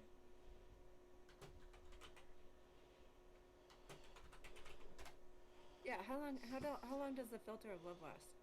Looking here.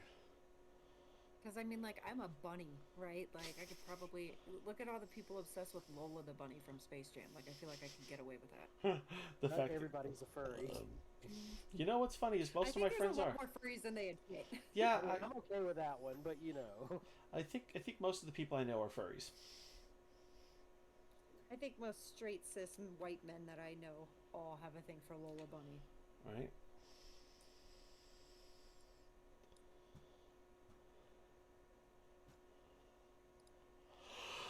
Then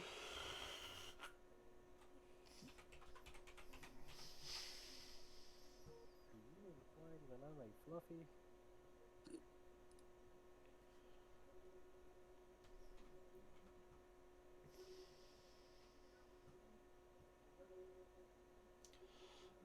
So this is another fun part of D&D, DeAndre, is people ask a weird question, go, oh, I don't know, I gotta look it up, because, we don't know everything, we gotta figure it out.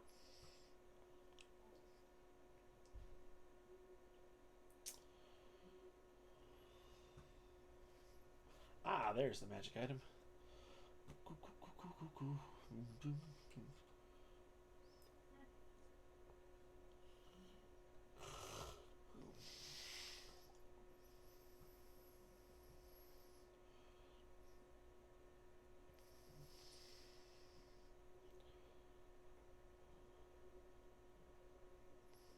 Now we gotta get the definition of charm. Oh, it says it right here. Okay, the next time you see a creature within 10 minutes of drinking this filter, you become charmed by that creature for 1 hour. If the creature is of a species and gender you are normally attracted to, you regard it as your true love while you are charmed. This potion's rose-hued, evanescent liquid contains one easy-to-miss bubble shaped like a heart. So I would have to be the first thing he sees within 10 minutes of him drinking it. Yeah, you'd have to be very careful about how you do it, otherwise he falls in love with the other goblin. Siva steps in the way. Wow.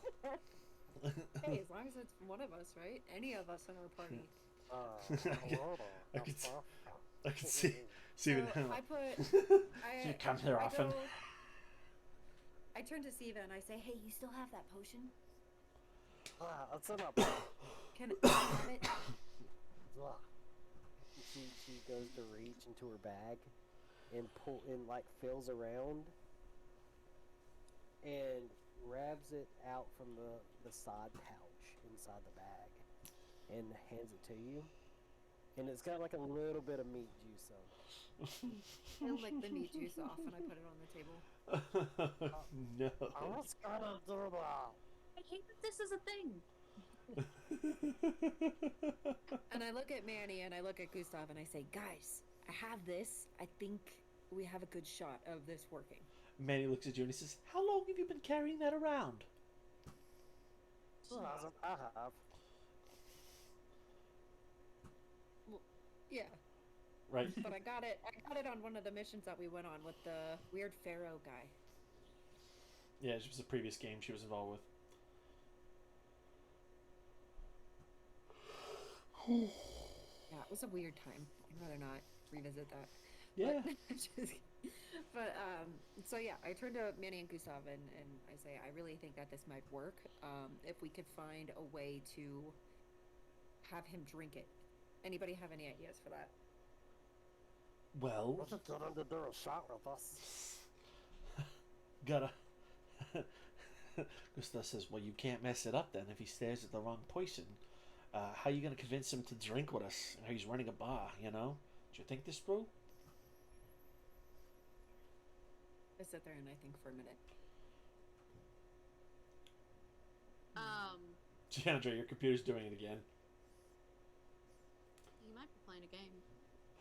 You playing games? Are we too boring for you?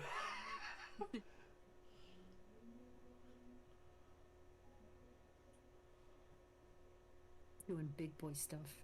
Ash is gonna look over to Gustav and go, what are the chances that the key is on his belt?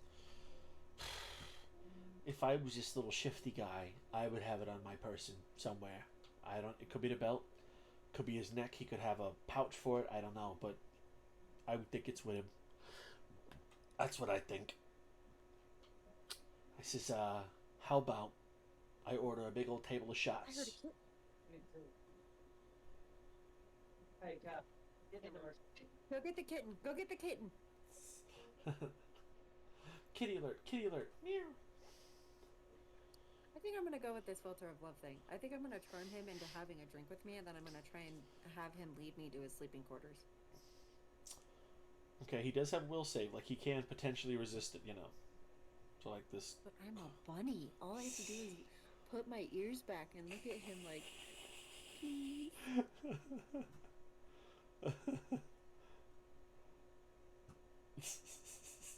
You're enjoying this bunny curse a little too much. You should have known. I wonder what's going on with the cat. Chase has some weird rewiring of the universe about the cat distribution system, that it is geared very strongly towards him. I do as well. We call him Mr. Fluffy, and it is taking me and my husband everything to not steal him from the neighbor because he's in our house more than he's in theirs. That makes me think of Bagheera. Yeah. He's super fucking cute. I You know- want that cat so badly. Ugh, you never got to meet Bagheera. He was an all black panther who adopted Jacob. And Jacob was not a cat person until he met this cat. And Bagheera broke into our house, and he was just like, "I live here now." I feel like that's how it goes for most people. Like my husband wasn't a cat person until my cats, and now he absolutely loves them. And I wonder what's going on over there. They said they just heard a kitty, So Kitten. yeah, that's what I'm saying. So kittens that they've never seen before just show up on their door, and they're just like, "Hi, help me!" And this has happened hundreds of times now. That's awesome. That's what I'm saying. It's some weird, unfair, sliding scale towards him with the cat distribution system. Anytime I see people on the internet, it's like, "Oh, I really wish I could get a kitty." I just tag Chase in the comment. I'm like, "Chase, how many you got lying around?" He's like, "Oh, 7 this week." They just show up. He tries to get him, a nice home and somebody who loves him, all that stuff. Speaking of kitties, I did just get these really badass new headphones. I'm only not using them right now because of the bunny ears, but they have the portable mic that goes in and out, and then they've got little kitties with hearts on the... Right. If you ever break your curse, you'll have the opportunity to switch headphones. Oh my god, yes. I feel like if you broke your curse, you would do it again. I would actively seek out another one that would give me cat-like attributes. It's so stupid. Oh man. Tell you what, DeAndre, are you there? It doesn't say anything about will saves on this though. So I followed the rabbit trail. The first part to do is filter of love, and it says that the person is charmed. Then I had to go look up charmed. Charm specifically has this here. You attempt to charm a humanoid you can see within range. It must make a wisdom saving throw and does so with advantage if you or your companions are fighting it. If it fails the saving throw, it is charmed by you until the spell ends or until you or your companions do anything harmful to it. The charmed creature regards you as a friendly acquaintance. When the spell ends, the creature knows it was charmed by you. So, charmed person is how it acts. Mm-hmm. Is there a way that I might be able to charm him ahead of time, with charisma or something, to get him to have a disadvantage on his will saving whatever? I mean, I would say if you flirt him up ahead of time, it might make him more inclined to not fight being charmed. Could make some sense. This is one of the other silly things of D&D is the amount of times DMs have to flirt. I was gonna say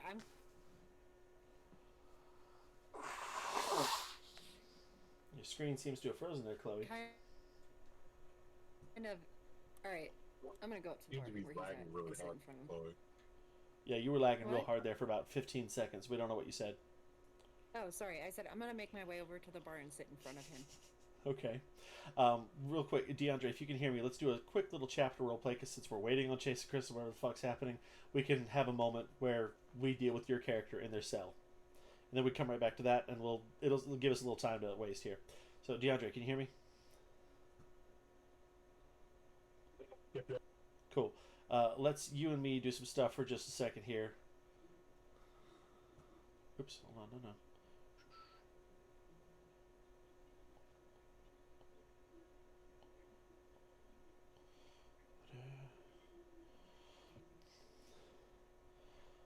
Prison. There we go.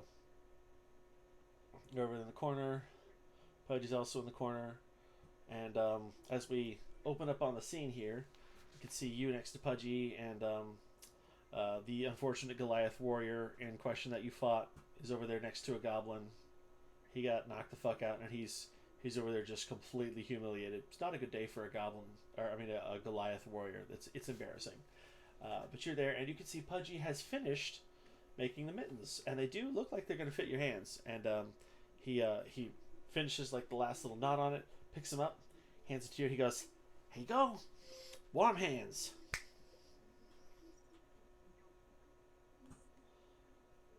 Your turn, buddy.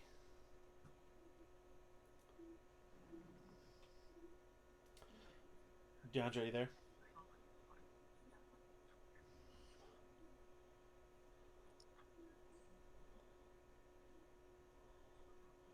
DeAndre, can you hear me?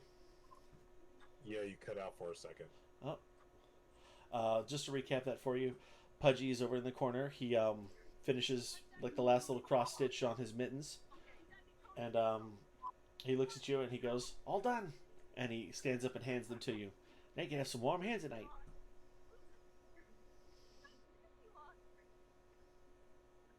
That's very kind of you. Now, what do you want?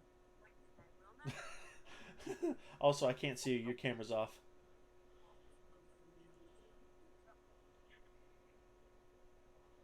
Better. Yeah. Well, that's very kind of you. My hands will be warm tonight. What do you want? It says, listen, I don't want nothing. You saved my life many times. You know, they choose you in the fight rings. I'm trying to make sure that you're happy and don't kill me in the middle of the night. You're the only friend I got. Like, man, if you don't want the mittens, just say so. Like, you know, we don't have to be friends. You know, I wasn't trying to start anything. You know, he kind of looks a little bit genuinely scared.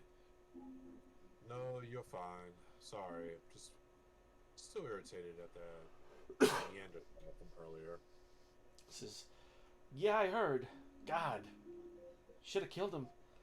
He's never going to live it down, having been knocked out by his own weapon at the end of a fight. That's a him problem. You really don't want to live up to others' expectations, you know? Yeah, I hear that. Man. Figured they'd be back by now. I'm going to text them real fast.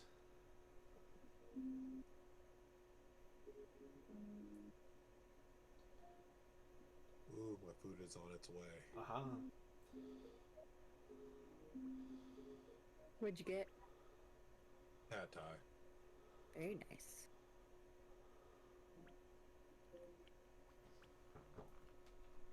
Texted them. Hopefully somebody will see that there. And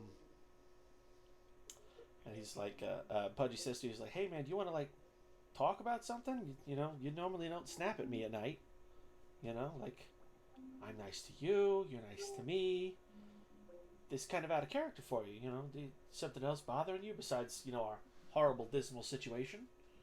Gestures vaguely at the fact that they're both in jail. I just don't do well with collars around my neck. And And it's starting to weigh on me more and more. yeah, he lifts his neck and points at you and he goes, yeah, I get it. I know you get it. I know everyone here gets it.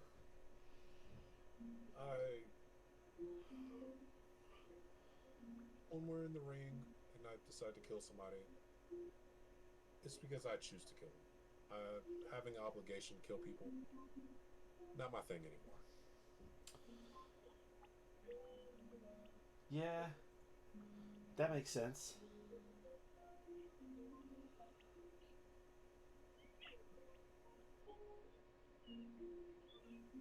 So, friend, you've been here for a good minute, right? Yeah.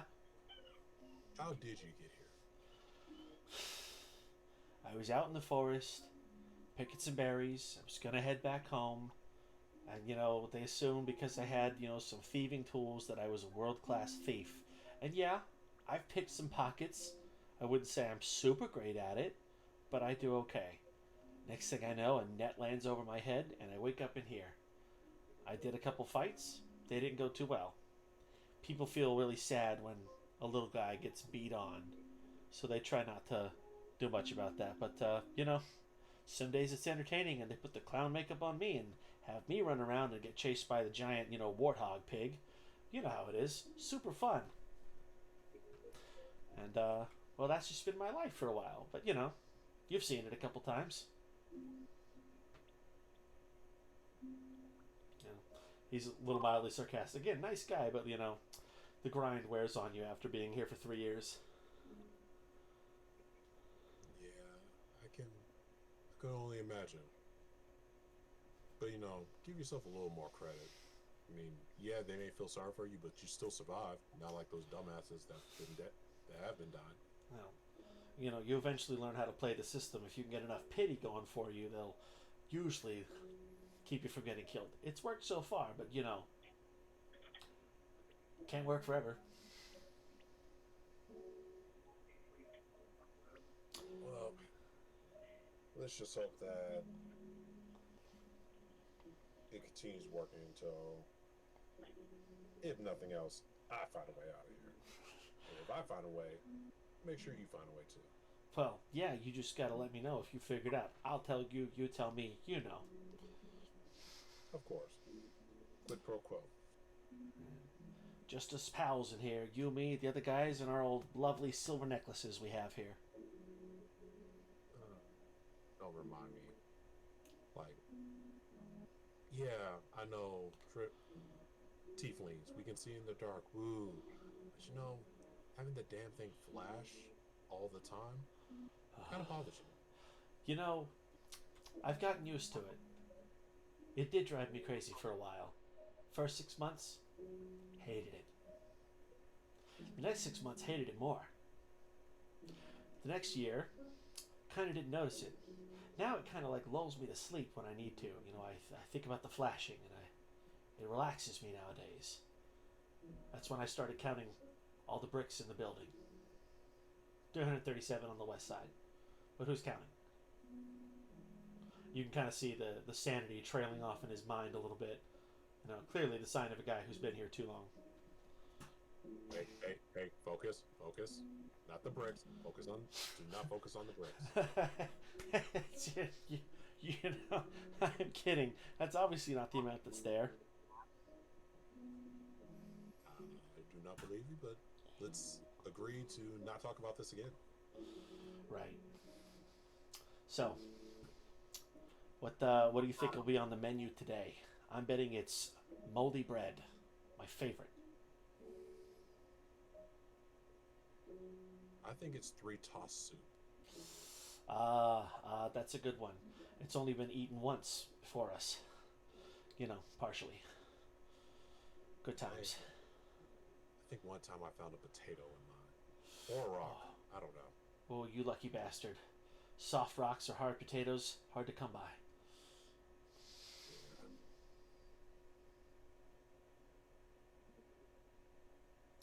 Damn, they just fucking check out on us here?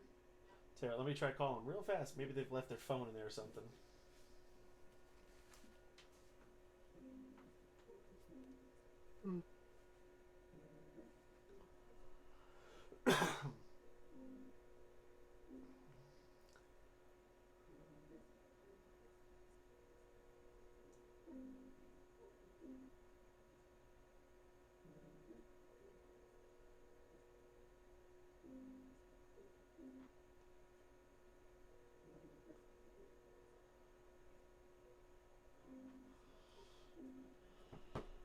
I think they left their phones on the inside. I saw Kristen take hers with her. Okay, I try to call her. Oh, these guys. Well, I hope everything's okay. Don't really know what's going on. Always something. Anyway, sorry to interrupt the conversation there. So, DeAndre, thoughts here? You enjoying yourself so far with the role play and whatnot? Having a good time? Yeah, I'm remembering using Envision Free forums used to be a really big .hack sign role player. Nice. So yeah, you're this is easy peasy for you there. Yeah, but it's solidly been a decade, so I'm sitting here. It's like, damn, got to use my imagination for things other than Office Excel spreadsheets. That could be a challenge there.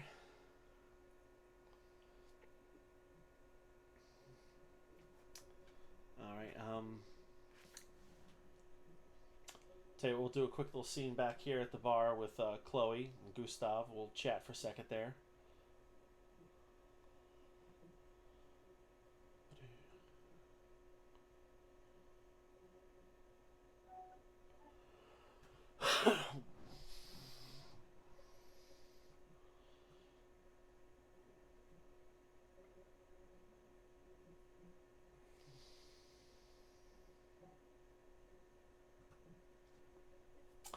There we go. All right, so Chloe, it's you. What Mhm. what do you do? I go up to the bar. And there you are. Found yourself at the bar. In front of the goblin specifically. I sit Mhm. in front of him specifically. Yeah, you're gonna try to what, flirt with him? Yeah. All right, describe to me, what is your approach of flirting with a completely different species that probably he's thinks a- you're edible? One way or another, right? He's bartending, right? So he would probably ask me what I want to drink. Uh-huh. And he does say that. He's like, another butter? I look at him and I say, "Well, what's your favorite?" He says, I am particular to the mud as well, like that.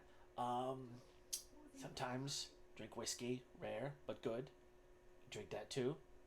And sometimes beer. What are you feeling like today? Tonight. Oh, let's see.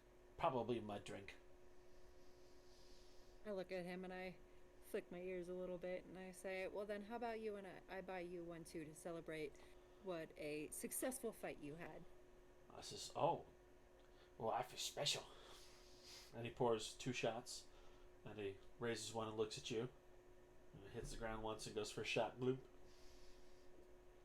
I take mine. He goes, good stuff. And he goes back to dishes and whatnot and polishing a cup, cleaning it out.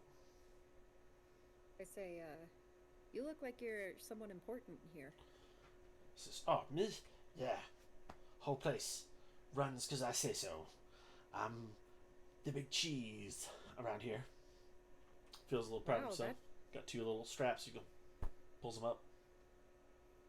I say, "Wow, that's so amazing. Isn't that hard?" As you twirl your bunny ears. Yeah, as I twirl my ear, I play with it a little. And he says, oh, it can be challenging, but it's a good job. Better than used to, Used to dig poo. Make latrine. No fun. So how did someone who used to play with poo turn into such a big important person? Oh, easy. Killed last guy who owned bar. Now it's mine. I say, "You want to take another shot to that?" It says, do tell. And he pours 2 more shots and takes another hit there. Starts to throw him back a little bit. He does notice that you're twirling your ears a little bit there. And he says, something wrong? Itches? I say, hold on. I say, "What do you think of him? I got cursed, and now I'm a bunny." He goes, oh, did you pick up something and didn't like learn what it was? I did. Same thing that happened to Cousin Fillmore. It was a mimic. He died. Ooh. That's unfortunate. Scan everything I pick up now. Never know what it'll be. That's true. So, you single?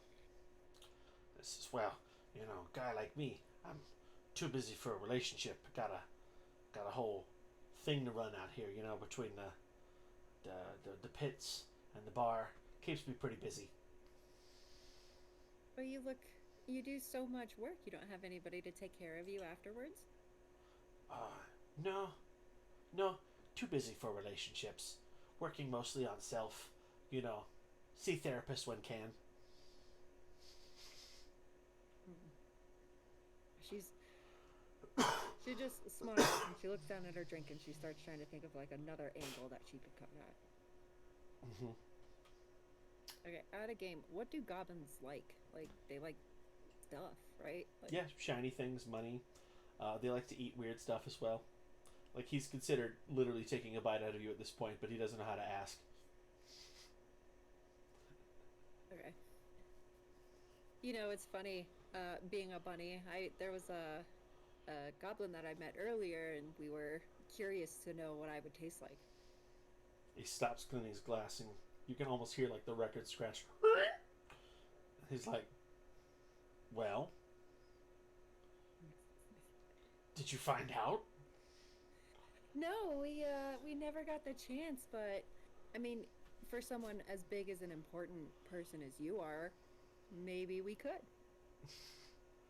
This is he puts the glass down at this point. You've got his attention.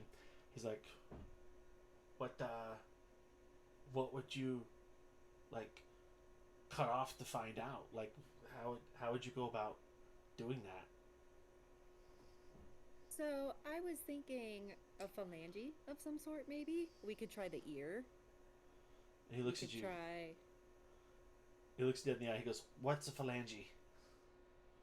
fingers, toes. Oh, You know, like chicken feet. oh. Haven't had chicken in a while. Like chicken. Could be good. I wonder if I taste like chicken. And, you can see the gears kind of turning in his head, and he's like, "Yeah." The only problem is I wouldn't want to make a mess in your bar. It could get pretty bloody. He stops. He kind of thinks there for a second because he's pretty curious. He's like, "There's a butcher shop not far from here. We could work something out there. Give it a try." I was thinking something a little more private. I mean, it's not open. There's nobody in there.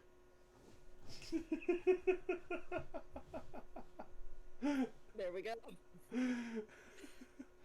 Now I just have to think of a way to actually get the drink in his glass. Well, you've decently, conversed with him to the point where you're no longer just a total stranger. So there's that. Let me try to call them one more time because this is definitely going longer than I suspected it would. So one more time.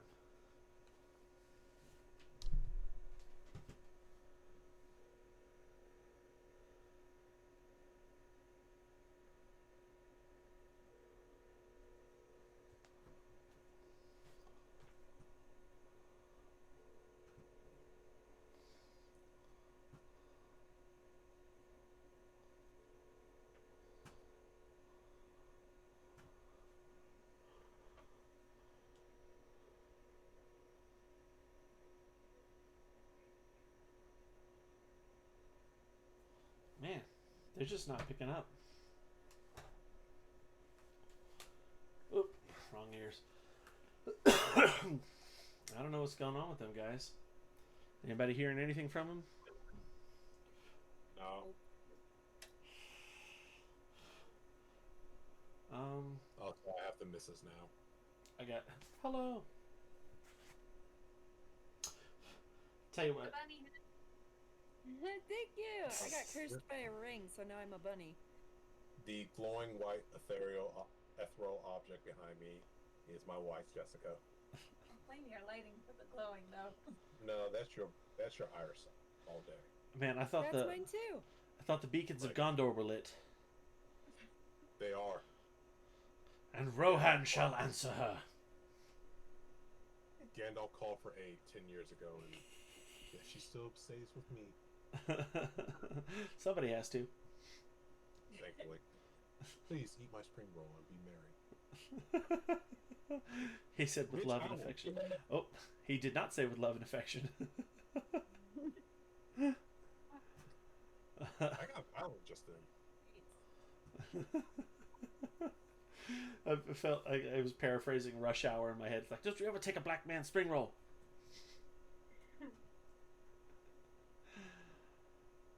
Oh, man. Technically, you did bribe me with spring rolls to come up here, so. No, I invited you to come up here so I can be a part of the game and quiz you. Yeah. Oh, what are we quizzing the missus about? I'm working for my PCBA behavioral analysis. So I have my test next week. Fingers crossed. Oh, hope it works out for you. Thank you. Good thoughts and feelings and all that. Yes. I was 10 points away from passing last time, so I'm like, I really, really don't want to fail again when I was that close.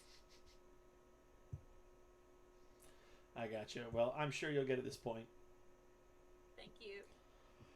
Absolutely. Well, it looks like we have a good need for a good break here. I do have commercial breaks built into the show, so let's go ahead and take one. Do the we'll be right back for at least 5 minutes, maybe so. Hold on, let Chloe put her headphones on so she knows what I'm doing. I'm proposing we take a quick break. I know I need to go to the bathroom. This will give us an opportunity to do a commercial break and not waste everybody's time who is watching, our thousands of adoring fans. And we'll do a little quick commercial break. So we'll be right back, guys. Give us about 5 or 10 minutes. Hopefully we'll have whatever's going on resolved with the kitties. And that's all. We'll be right back, guys.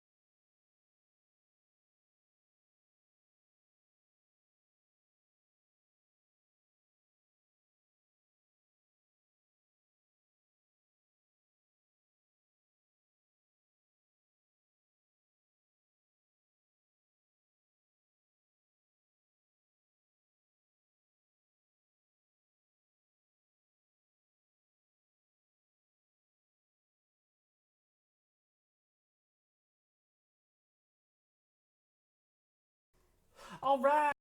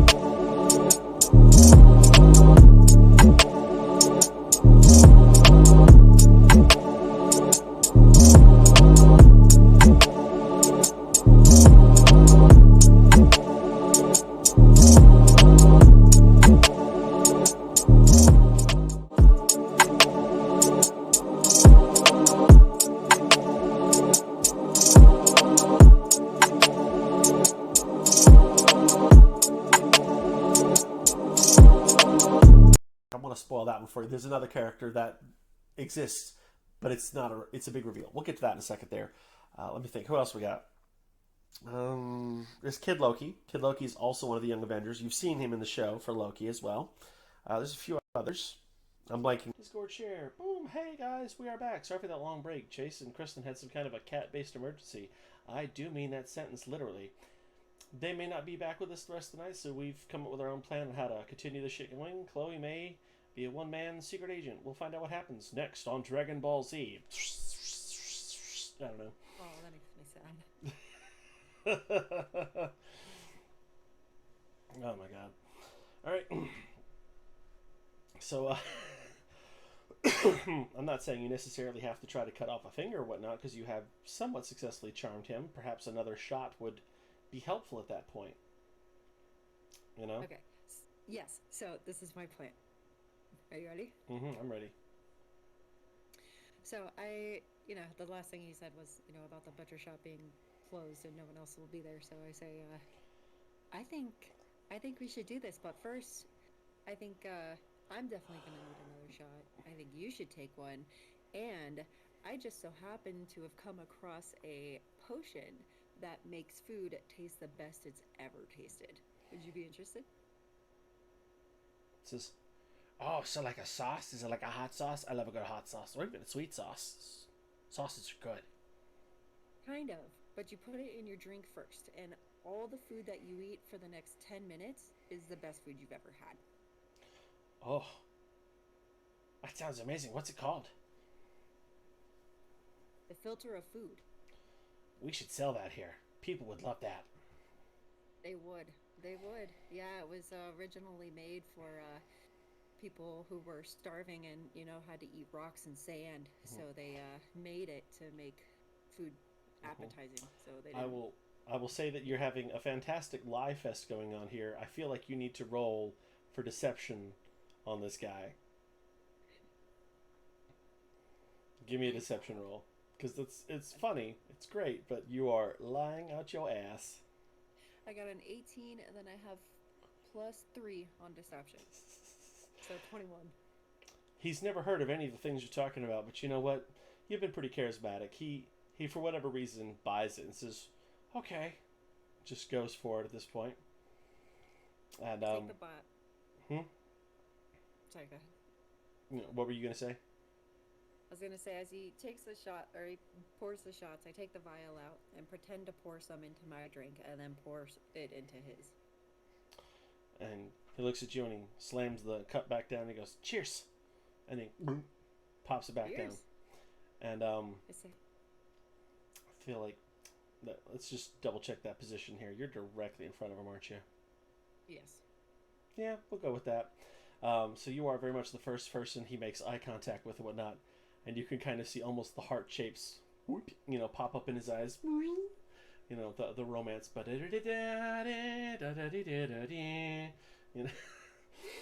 And there, he's definitely fallen under charmed, which, lasts for a while. So basically, he's favorable to be inclined by you for pretty much anything you might say or do for at least the next hour there. He will be aware of any trickery that may happen.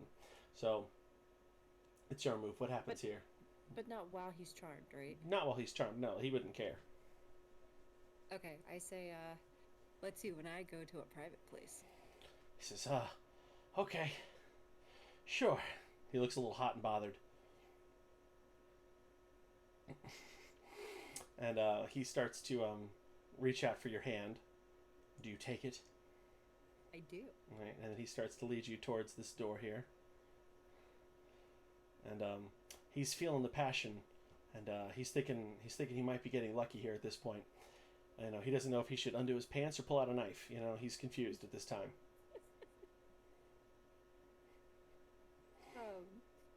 I start to look a little embarrassed and twirl my ear around, and I say, I've never severed myself for somebody before. Do you mind turning around? It's a little embarrassing. He says, oh, yeah, sure, okay. That makes sense, right? And he turns himself around. He's, kind of preparing himself. Like, you can see he's kind of have a little mental pep talk. He's like, you got this, buddy. Hold on, you cut off. So what'd you say? He kind of gives himself a little bit of a mental pep talk, and he, you know, kind of works. He's like, "You got this. You could do this." Can I do a perception check to see if I can see the key anywhere on him? Sure. Roll for perception. 15 plus 2, 17. Yeah, it's pretty good. You do notice that there's a bit of a necklace kind of hanging around his, you know, neck part there, but it does seem to go deeply down there, but you do notice it. And just for your inclination, you'd think that looks like something that could be important. Okay. Is there like a clasp? Like, how is it on? Is it something that you would just lift over, or is it like a Yep, clasp on the it's back? a tied-on necklace kind of thing, like you would have, like, say, a key or, you know, a pendant. It's a large necklace. One could easily remove it as long as no one's fighting them. Okay. I take a rag that I have. DeAndre, you may want to hop back in on camera here. I'd love to get some reactions for this shit. Oh, man. I take a rag and I get up close to him, right? So like I'm like pressing my chest into his back, and I put the rag like down like where the necklace is, and I'm like right next to his ear, you know, breathing heavily into it, being like. And you can see his little goblin ears twitch. Ding, ding, ding, ding. I say, just to make sure you're not peeking, and I grab the necklace while I'm like bringing the rag up and over his eyes, and once I tie it in the back, I like lift the necklace over. Sleight of hand roll. Okay. You keep rolling so fucking well. 11 plus 4, 15. Tell you what, roll again with advantage because he's charmed. He's not exactly paying attention. 19 plus 4. Okay, so it's good. He gets he gets aroused at the feeling of all this there, and he doesn't really notice what's going on. And that necklace, for whatever reason, comes off. It's got 2 buttons on it. Actually, it's got 3. There's on, there's off, and there's another grayish button that we'll figure out about later there. But green looks like go, red looks like stop. If you had to wager money on this, I do see her back there, the missus. Hello. We can't hear you because DeAndre muted himself. All right. This does appear to be something that has to be related to it. It even looks like it's made out of the same kind of metal, so there is some kind of a similar creation about it. At this point, you have it up in your hand like this. What do you do with it? Uh-oh, Chloe, have you frozen? I'm not getting any motion from your screen. Chloe, no. If you can hear us, we cannot hear you. Oh, you seem to be back there. Okay, can you hear me now? Yes, we can. What did you possibly say during that period? Hold on 1 second. Of course, it would happen now, because why wouldn't it? Right. When else would it have happened? I will be right back. Give me 1 second. Careful you don't go rescue some kittens. No, I'm still here. I'm just trying to figure out what the fuck is going on with my Discord. Well, I can't see you guys, but as long as you can still hear me. We can see and hear you. We can see and hear you. If you want to hop out of the call and hop back in, that should theoretically fix it. You may even yeah, need I can't even do that because it just says, "Do you know no keyboard?" and enable the send message button in the accessibility settings to chat. That's weird. All right, whatever. We'll power through. It's been a weird night. We'll just keep going. Yeah, I was gonna say. So So you've had. Okay, so I have got the necklace up. Now, what do we do with it? Okay, I shove it in my pocket and I go back next to his ear and I say, "Okay, are you ready?" He's like, "Oh yeah, oh yeah," and he starts to turn around. Right as he's turning around, I use my Morning Star against his head in an attempt to knock him out. Roll high. What would that be? Strength? Technically speaking, it's an attack roll, so roll for an attack. Okay, I got an 18, and then plus. Do I plus it with anything, or is it just 18? Do you have a plus number on your hit roll? On my hit roll? So if you look on your character sheet, you'll see Morningstar, 5 foot reach, plus something. What's that number? +1. Okay, so you added number 1. So you're at a 19. We'll call that a critical hit. Considering the alcohol that's in him, the love potion and all that, and the fact that he's blindfolded and had no preparation for it, you can almost see the little Tweety birds pop up over his head, just swimming around his head. And he goes, oh, what a woman, and he just goes straight forwards and conks the fuck out. And it does make a loud thump. People within 30 feet probably could hear that. In an attempt to make this look a lot like so what room are we in? Can you describe the room? Oh, can you see anything currently? Like on the map? Yes. Yeah, you guys are down here. Do you see my mouse? Are you looking at No. Discord? Because it's there. If you look at Discord, I'll show it to you there. It's also, I can go straight here. This is you down here. You guys went down this way. Yeah, so we're in that little like room with the large table and a bunch of chairs, right? Yep, it's just the two of you. Okay.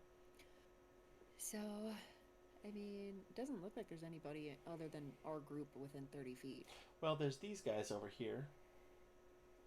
Like the goblin, the drow, and the Mm-hmm. other goblin boss? Yep. Okay.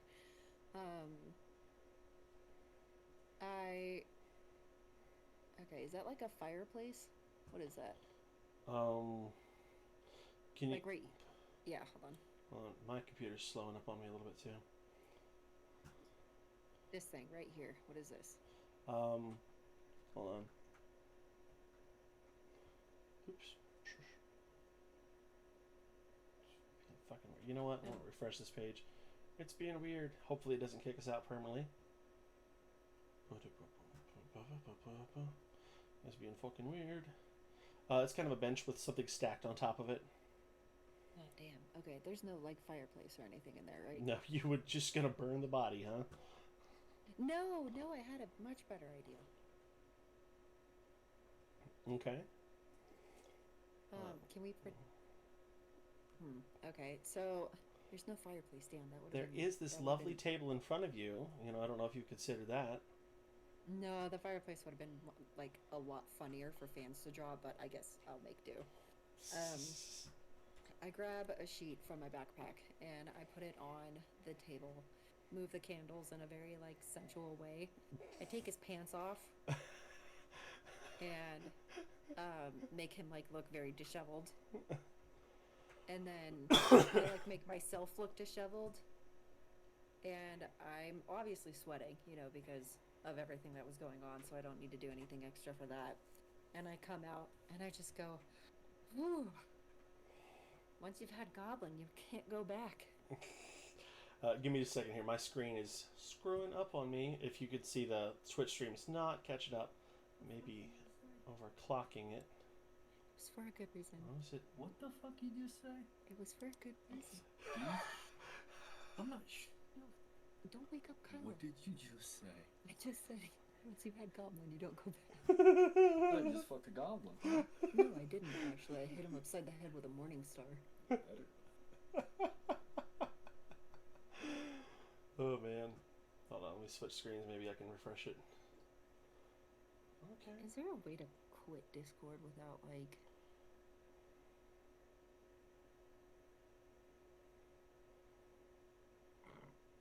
Hold on, I'm gonna task manager this and see if I can... Damn, I'm having some problems over here. Yeah, me too. Yeah, my Discord's being funky. I don't know if it's my computer or my internet or what. I don't know, mine's just not working. I'm gonna exit out of it and then I'll see you guys in just a second. Yeah.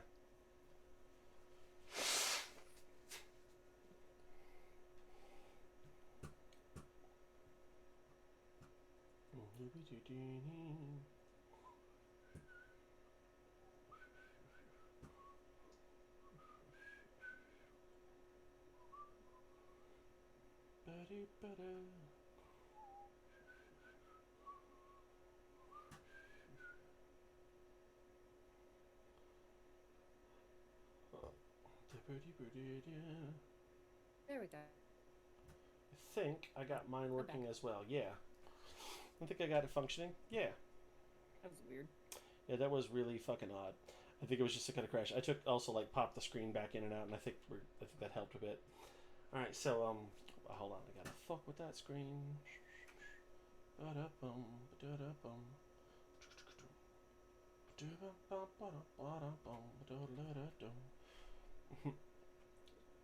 So you made it look like a sexy time encounter happened, huh?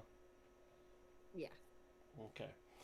So you've announced to everybody, you know, oh, once you have goblin, they'll leave you hobbling. There you go. I like that one better. That's what I said. That's what you said. You get inspiration from my joke. I do. It was a good one. It's funny. All right, we'll keep it there.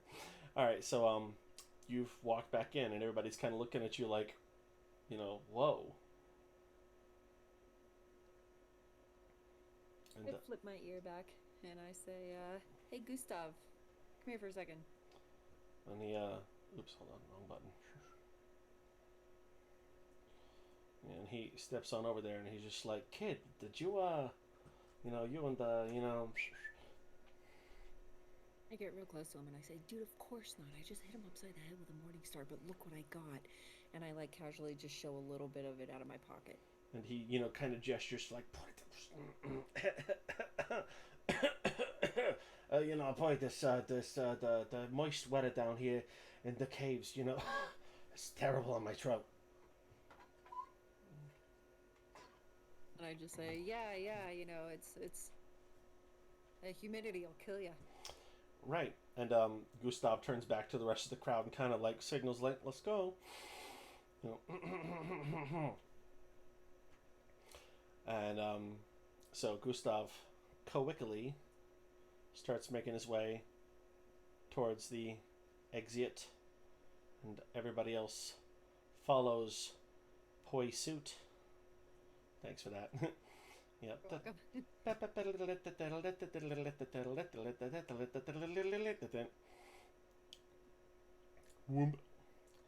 And we'll say for argumentarian's sake,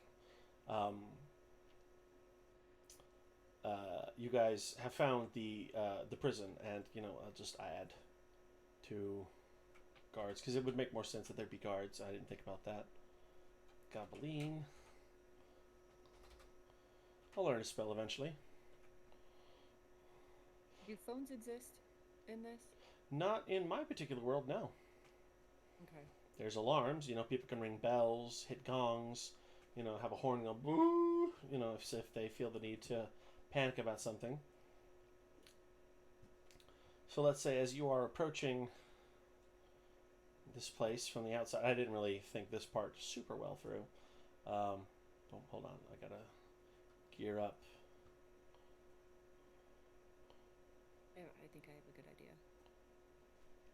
But that's not where you guys are. You guys will be on the outside again. I didn't make anything out here. And to be honest, we all look probably weird as fuck.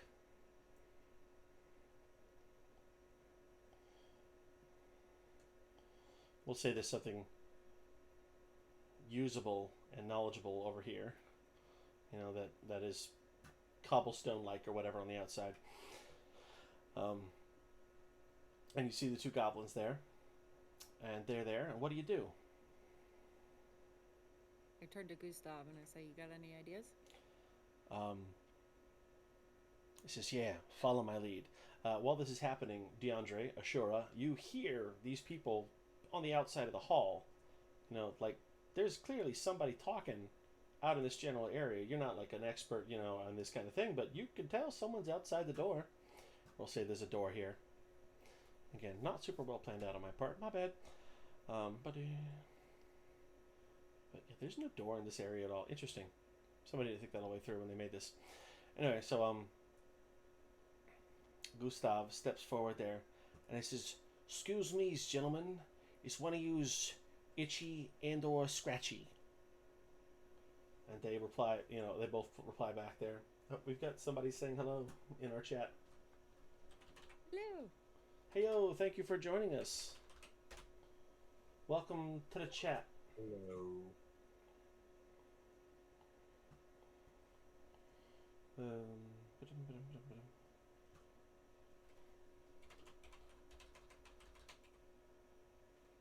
Boom, there it is. And back to the game. And the first goblin goes, "Yeah, I have a cousin named Itchy, but not Scratchy." And the other goblin says, "What happened? Is Grandma okay?" And he says, and Gustav, well, actually, I should have him roll for deception because we's lying here. When we're telling lies, we have to roll for deception. Oops, there we go. Skadoodle, skadoodle,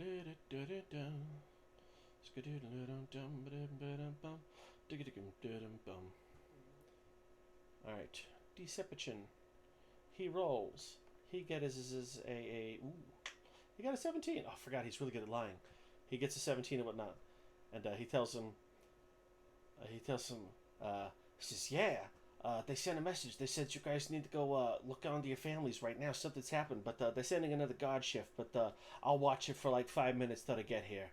And it was such a good deception roll that they buy it. Normally I do a lot more role play, but you know our game's ending and we've got left out by 2 of our players, so they're just gonna have to everybody deal with it. And lo and behold, Gustav and Ryuko's steps in,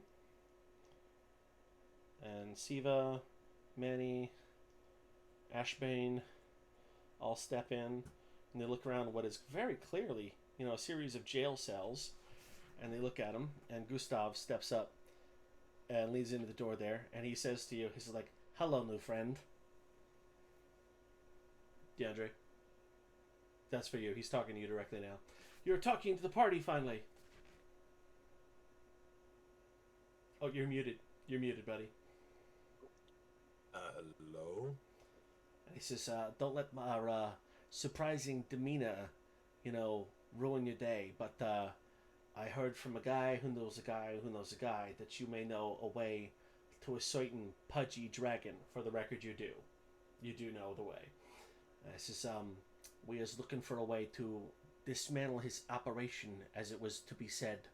We was hoping, if we was to let you out, you might be willing to help us out." What, are y'all on some type of quest to save the world or something like that? Because that ain't me. Well, not necessarily the world, but I walk this up and I say, "We're here to get you out." mostly what she said there. But yeah, we do need to know the pathway to a certain pudgy dragon. Do you think you could help point us in the right direction? Uh-oh. Froze. Okay, you're there. I'd really rather not see that bastard again, but... Oh, she left. Oops. Yeah, she's back. Signal. Okay, Really I'm rather back. not see that. I'm Yeah, back. a way to that, as you said, that pudgy bastard, but...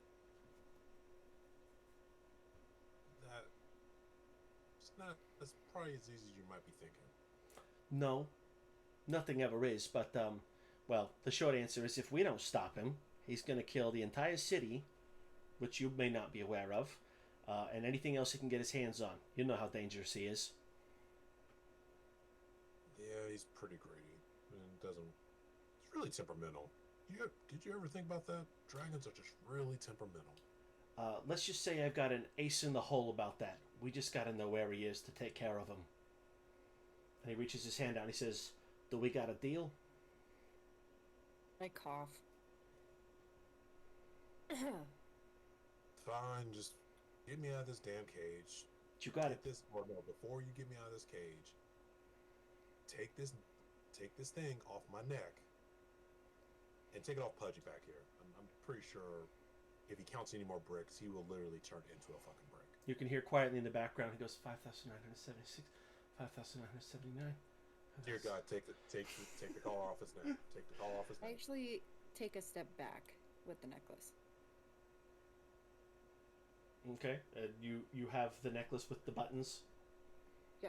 Can you hear me? Yeah, I can hear you. Yeah. Okay. Yeah, no, I take a step back and I look at Gustav very, very unhappily. And I look at her. And He looks at you and goes, "What?" I say, "Listen, man, I'm not agreeing to anything about killing the dragon. I'm pretty sure we had a conversation that we were gonna try not to kill him first. No, I have no intention of killing him, but there are people who can handle him better than you or I could. It's not about murdering him. I look at him squinty-eyed and I say, okay. And then I step back up and I click their thingies. Click the button. The gray button is the one you want for the record. Don't hit the red or green. Okay, I click the gray button. And who do you point it at first? Ashura.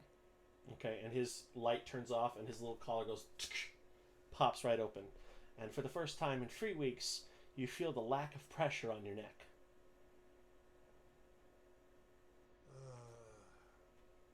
It's nice not to have a collar around my neck again. Well, Chloe, you're the one with the remote. What do you do next? I point it at Pudgy and I click the gray one again. And he feels it pop open, and you can see his kind of eyes almost turn feral, and he just kind of starts giggling. No, Pudgy, stop. Pudgy, no. And he's like, Pudgy, no. he looks right at you. He goes, I heard it open again. I know it's not happening. He's kind of gone delusional because he's imagined it opening many times, and he thinks he's being lied to again by his own brain. I look at Ashura and I say, is this guy, like, safe to bring with us? Probably not. And honestly, he needs to just let's just go ahead and get him out of here first. We're And smacking him across the face, though, because we need him in a stable state of mind before we go anywhere. You go, pow! Smack him right across the face. And in doing so, the collar falls off, and he hears it clink on the ground. And he looks up at you, and he just starts crying. And he goes, oh dear God, he's crying now. and he looks you dead in the eye. He goes, thank you. And he looks very emotionally distraught. Hey man, I told you, like, have good faith. We'll be out of here soon. Now stop crying. We got to get the hell out of here. He's like, you're right. I gotta go see my mom.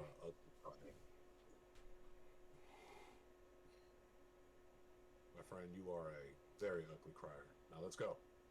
It's just okay. And he starts to head out the door. And he looks back and he kind of looks at everybody else. He says, you can't leave them. They're stuck here too, like us. They don't deserve this. Oh, Vincent over there, and he points to the other Goliath in the background. He says, he's been here longer than anyone else. Can you let them go too? He looks back at them. He goes, guys, you won't cause trouble, right? And they all kind of slinked over to the door. And they go, no, we won't. Kind of a collective answer from every one of them there. And they're like, no, we won't fight anybody. Just please, I don't want to wear this anymore. I walk over to Gustav and I like kind of whisper to him. I'm like, look, man, I'm all for saving people, but I feel like we're not gonna get out of here if they see everybody that they've captured coming out. I feel like all the alarm bells are gonna start going off. Says, you're probably right, but if they were ever going to get out, this is their best opportunity. So it is kind of now or never. You are the one holding the switch. If I may interject for a second. You know, don't know you, you don't know me. What's to say we use these people as meat shields? Well, there's a nicer way to put it, but yeah. Could let them run first and take the distraction. And even none of them die, they can easily take out some people before us. That's true. Gustav turns. Sorry, go ahead. Gustav turns around and says, what do you guys think? You want to be the running head start? And they all kind of immediately jump to the edge of the gate. They're like, yep, sounds like a good deal to me. I'll do it. Yep, yeah, I'll do it. Yeah, no, it's fine with me. Yeah, I'll take that chance. Most of them are just ready to either die or be free at this point. I look at Gustav and I'm like, but dude, then everybody's going to be on high alert. It's going to make it harder for us to get out. What if they go after us? The goblin nearest to you listens. He goes, that's fine too. Whatever you need. I promise. I'll be good.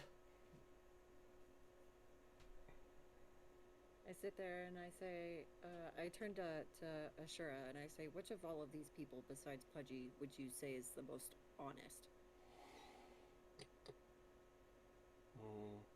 he looks to Oh, sorry. Who did you ask there? Me. Yeah. Lady, I've only met these people 3 weeks ago, and all have looked at me because they wanted to kill me. So None. the fact that they openly say they wanted to kill me, it's pretty damn honest. Fair. Okay. I point to the Goliath warrior and I say, you're in charge of the remote. I need you to count to 20, and then all of you can go. Do we have a deal? Says, okay, and that is the one that almost died by his hand earlier with his broken nose and whatnot. He's just ready to get home and get out of here. And honestly, that is the motivation of any prisoner, is they don't actually want to cause any further problems. They just want to be home and get out. Alright, I throw him the remote and I say to my group in Ashura, alright guys, let's book it. Let's go. Alright, cool. Let's go. All right, and you guys make your way out together for what would be Ashura's first taste of freedom in, well, not only 3 weeks, but the years of servitude he had with a pudgy dragon that he didn't like. And you start making your way through the tunnels, and about 20 seconds have passed when a goblin easily books it past you faster, and you recognize him from the prison cell. He looks at you and just gives you a thumbs up, and he keeps going, and he disappears. There's a bunch of little ant-like tunnels all over the place, and they all crisscross and disappear, and so far, no alarms have been alerted. Thankfully, the entranceway is not too far away out of the city here. Hold on, I gotta find, which one did I have? I got it. No, that's not the one. That one. No. Oh, okay. Well, this one. Yep, that's where I wanted to go. Well, thankfully, we're all there. And I could just add one character quickly and easily. Poing. And you guys all start to pile out of this skeleton kind of opening there and booking it as fast as you can. And as you pass these other creatures and whatnot, they're all kind of confused, kind of like, eh?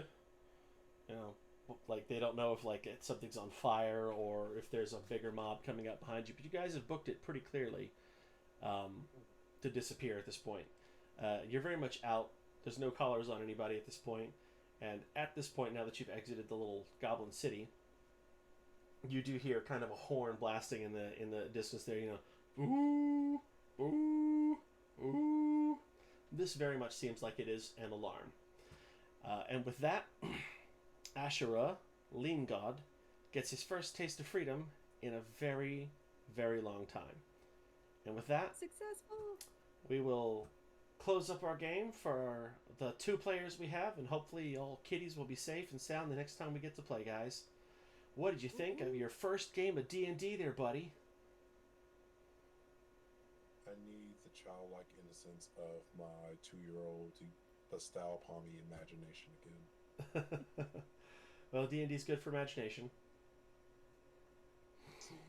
All right, I'm hoping that we might be able to get a game next weekend, and on Sunday, and I'm hoping that no major problems happen and people can just play the whole night through. But that's wishful thinking on my part. I could say definitely try for next weekend, Mhm. given that it's Easter Sunday, Mm-hmm. and I know I'll be out of town with Jess and family, but I'll have my computer. So Right, as long as you got a camera and something we can gear up, we can make it happen. As long as everybody else is available. Well, it's been fun, guys. Any thoughts or anything you want to talk about for the game, or have some fun before we disappear for the night? I'm just glad that worked. That was awesome. Can't believe you kept rolling so fucking high. Dude, more than anything, I'm just happy that I could like take his pants off. So like any other goblins that find him are probably just like, what?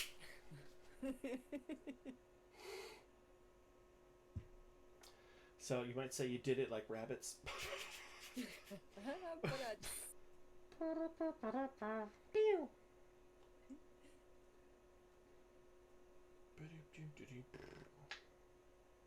would say all in all, that was successful. Well, let's hope so. Ugh, screen's doing that weird shit again. Come here, you.